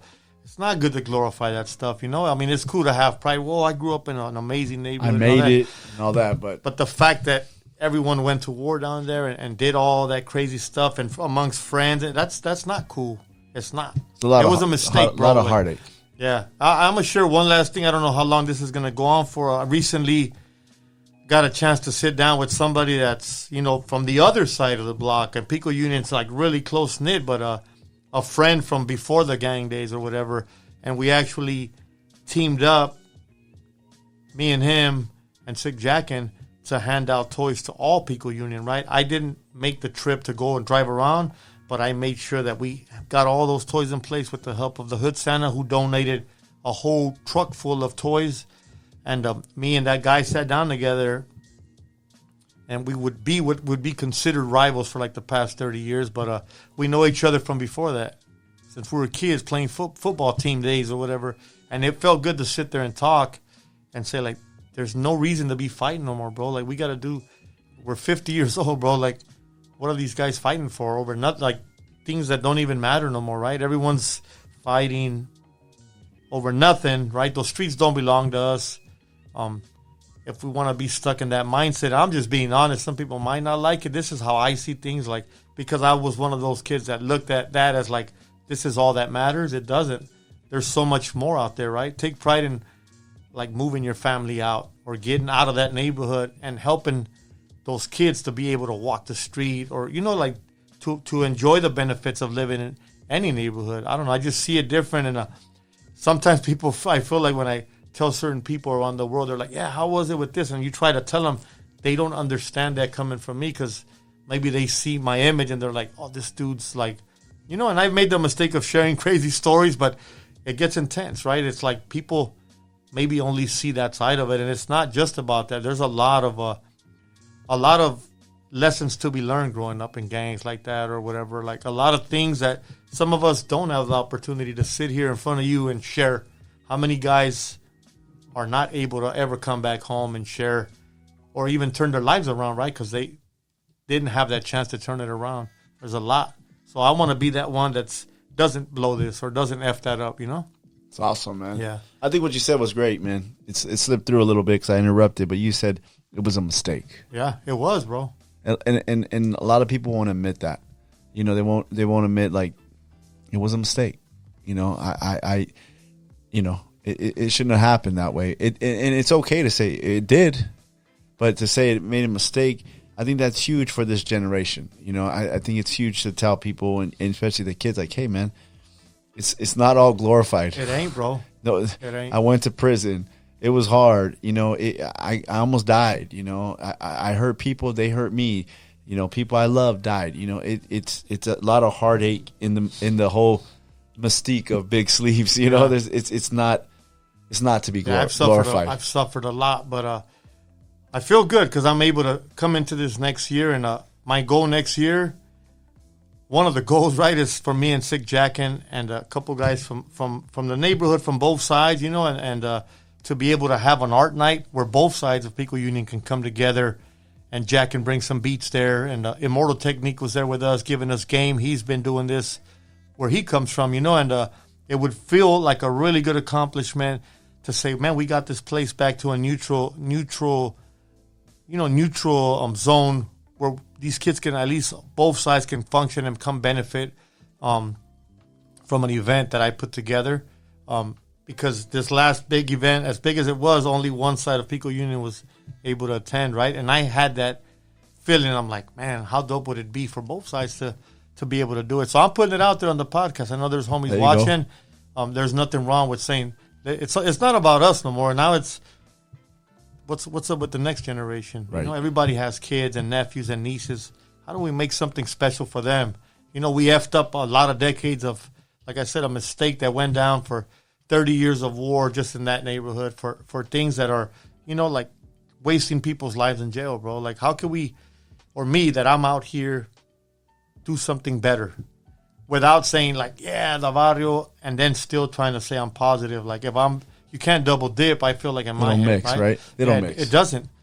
It gives a mixed signal to kids. Yeah, exactly. I just said this like a few days ago. I'm like, if you're glorifying it and then you're at a certain status and you're doing some positive, but you're still claiming or whatever, like, and that's okay if that's how you feel. But the kids feel like, man, I could still do this negative or gangbang shit and then still make it big. Like, you're double dipping, right? Like, they might not make it to that. They think it's okay to do both, and sometimes it doesn't work like that, right? They don't have the knowledge or the life experience to know, like, shit, if I go down this path, there really is no way out, bro, Right. You're not going to go join a gang and acquire that status in the neighborhood and then go and become a successful lawyer at the same time. Like, it's one or the other, And sometimes when you decide that you messed up and you want to go back, you can't, right? You can't make a U-turn sometimes and say, hey, I got to go the other way because you're already 40 or 50 years old, on dope, on parole, whatever. Like, all the things that can happen, So that's just a good positive message, bro, too. It's good, man. Yeah, to put out there. I appreciate that, brother. I appreciate you coming out. Yep. It was good, man. It was. Me and Cam do one last thing. Uh-oh. One last thing. It's called the Street Gospel Furious 5. Uh-oh. We ask you Run it. 5 furious questions, Sleeps. Do it. I'm right here. Let me pull this up, man. Hey, y'all put the pressure down. I got a little pressure, man. Liquid death, bro. Get some liquid death there. Make sure you turn the label so they can they see at? it out there. Let's It's get that sponsorship, man. Liquid death, Big Sleeps, collab. I'll let her up the next can for you guys. That's bro. it, huh? Always working the angles there, bro. All right. Question number 1 for Big Sleeps on the Street Gospel Furious 5. What made you get your own face on the back of your head? That's a crazy one, but I don't know. My mind was just at that place. I remember looking at that picture. Obviously, I was on, a whole different mindset, but saying, man, that would look dope on the back of my head, bro. I watch my own back. A lot of crazy things going on. Just kind of like a message to all those backstabbers, or like just this way of just saying, like, even if like you're talking behind my back or you're gonna backstab, like I just had this weird way of thinking that I just said, like, you can't. But my mom, she's like, don't. I remember I was telling somebody I was gonna get it. She's like, please don't put that on the back of your head. And I actually got it, and she ended up in the hospital right after. So I remember I hid it every time I went to see her. She didn't get to see that. She would have probably died sooner, bro. Oh, wow. Yeah. But there was no specific. I just had this thing where I'm like, man, like I'm just gonna put it on. At that time, I just felt like that's what I wanted to do. But obviously, at that time, I wasn't thinking straight, bro. I like the concept. Yeah. It definitely. That's what I always thought. That why you got it. A lot of backstabbing, man. A lot of shit talking. A lot of crazy things in the, Question number 2 on the Street Gospel Furious 5. When you were a little boy, what did young David want to be? Artist. An artist. That was Artist, bro. Okay, from the beginning. I'll go back. Artists or rocks. Like my brother was a musician. Both of my brothers have a band, but I remember coming home every day eager to play the drums with my brother Sergio, man. Like, and I just thought, like, that's all I did, bro. Just listen to heavy metal and rock albums all the time, and just think about like music. That's dope. So a lot of people think, I listen to rap and all that, but I love rock, bro. I love Iron Maiden. I love Ozzy and Black Sabbath. Those are my music of choice right there, bro. Big Not just Young Dolph and Psycho Realm, bro. Okay, speaking of this, that was question number 3. Big Sleeps has a wide variety of music. So, question number 3 of the Street Gospel Furious 5. Migos or Wu-Tang Clan? Oh, Wu-Tang, brother. All the way? Wu-Tang. I was hoping because Yeah. I think I've been around you a couple times. You're busting Migos or I listen to everything. the what bro. song were you on for a minute? There was a song you were on. Was it Panda? Panda. Probably. Is that Migos? I don't know if that's me. Who is that, Kev? I give you a Designer. Yeah. So I was laughing. I was like, because you were putting on your videos and Rick like, Ross. You know that. I mean, there's. Yeah. I remember the homies were getting annoyed because I was I had my stuff on. I'm one of those guys that I'll go on repeat for a long. And All the everyone's time. like, oh my god, not again. Norm, that was one of Norm's. He would go crazy with that, bro. But I just give you a little insight. I was listening to those Bookies yesterday, bro. There you go. A little bit of everything. Think about that, bro. A little bit of everything. Yeah, man. Question number 4 on the Street Gospel Furious 5. If Big Sleeps could go back and tell Young Sleeps before he got in trouble something, what would he tell him? That's a good one, man. Nah, man, I can't even think of an answer for that one, bro. I'd probably just kick myself in the ass really hard.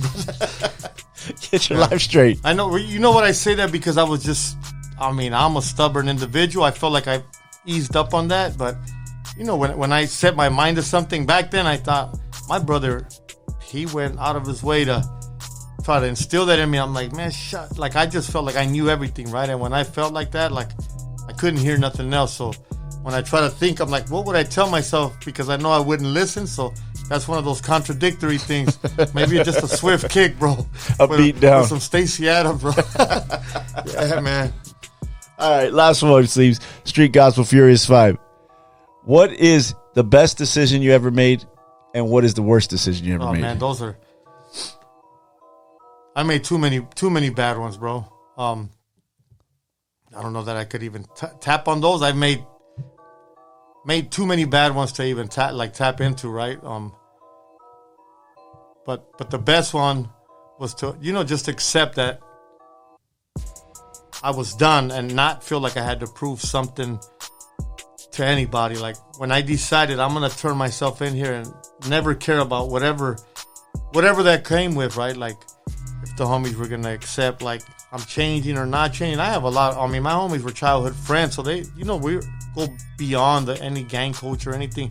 But for me to say that's it, like no excuses, no nothing, like because sometimes we could justify BS in our own heads. If we look for an excuse, we could always find an excuse to not change or just keep in the same dumb mindset, right? Like that decision to listen to my gut and just say I'm gonna go this route no matter what that is, you know what I mean? And never look back and not ever like tap out, bro. Like as hard as things could get or whatever, not to ever let myself say, nah, I'm just gonna go back to this. I know that that's not an option at all costs, no matter what. Like there is no, like I'll dust myself up a million times before I go back that way, bro.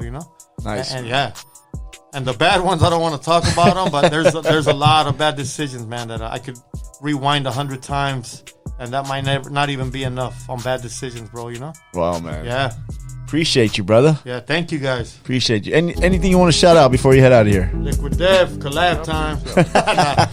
Much love to everybody, man. I hope I shared some good stuff with everybody. I had this really, really good year, and I just feel like keeping that positive mindset. There's been a lot of obstacles, man, a lot of health issues, a lot of everything, but I always look past that and stay focused on how God has aligned everything for me, bro. There's a lot of good in my life, so I try to not look at the bad every day. And I'm just grateful for being here and just for being alive. At the end of this year, COVID, all the crazy things that have happened, right, and we're still thriving, bro. We're living, we have a roof over our heads and everything else. It's awesome, It's going to be a good year, man. Appreciate you, man. That'll conclude this episode of the Street Gospel Podcast with Big Sleeps. Peace. Check him out. He's everywhere. Buy some ink. Yeah, buy some ink, man. Nah, man. Thank you, guys. All Thank good. you. Appreciate you, man. Thank you, brother. We out.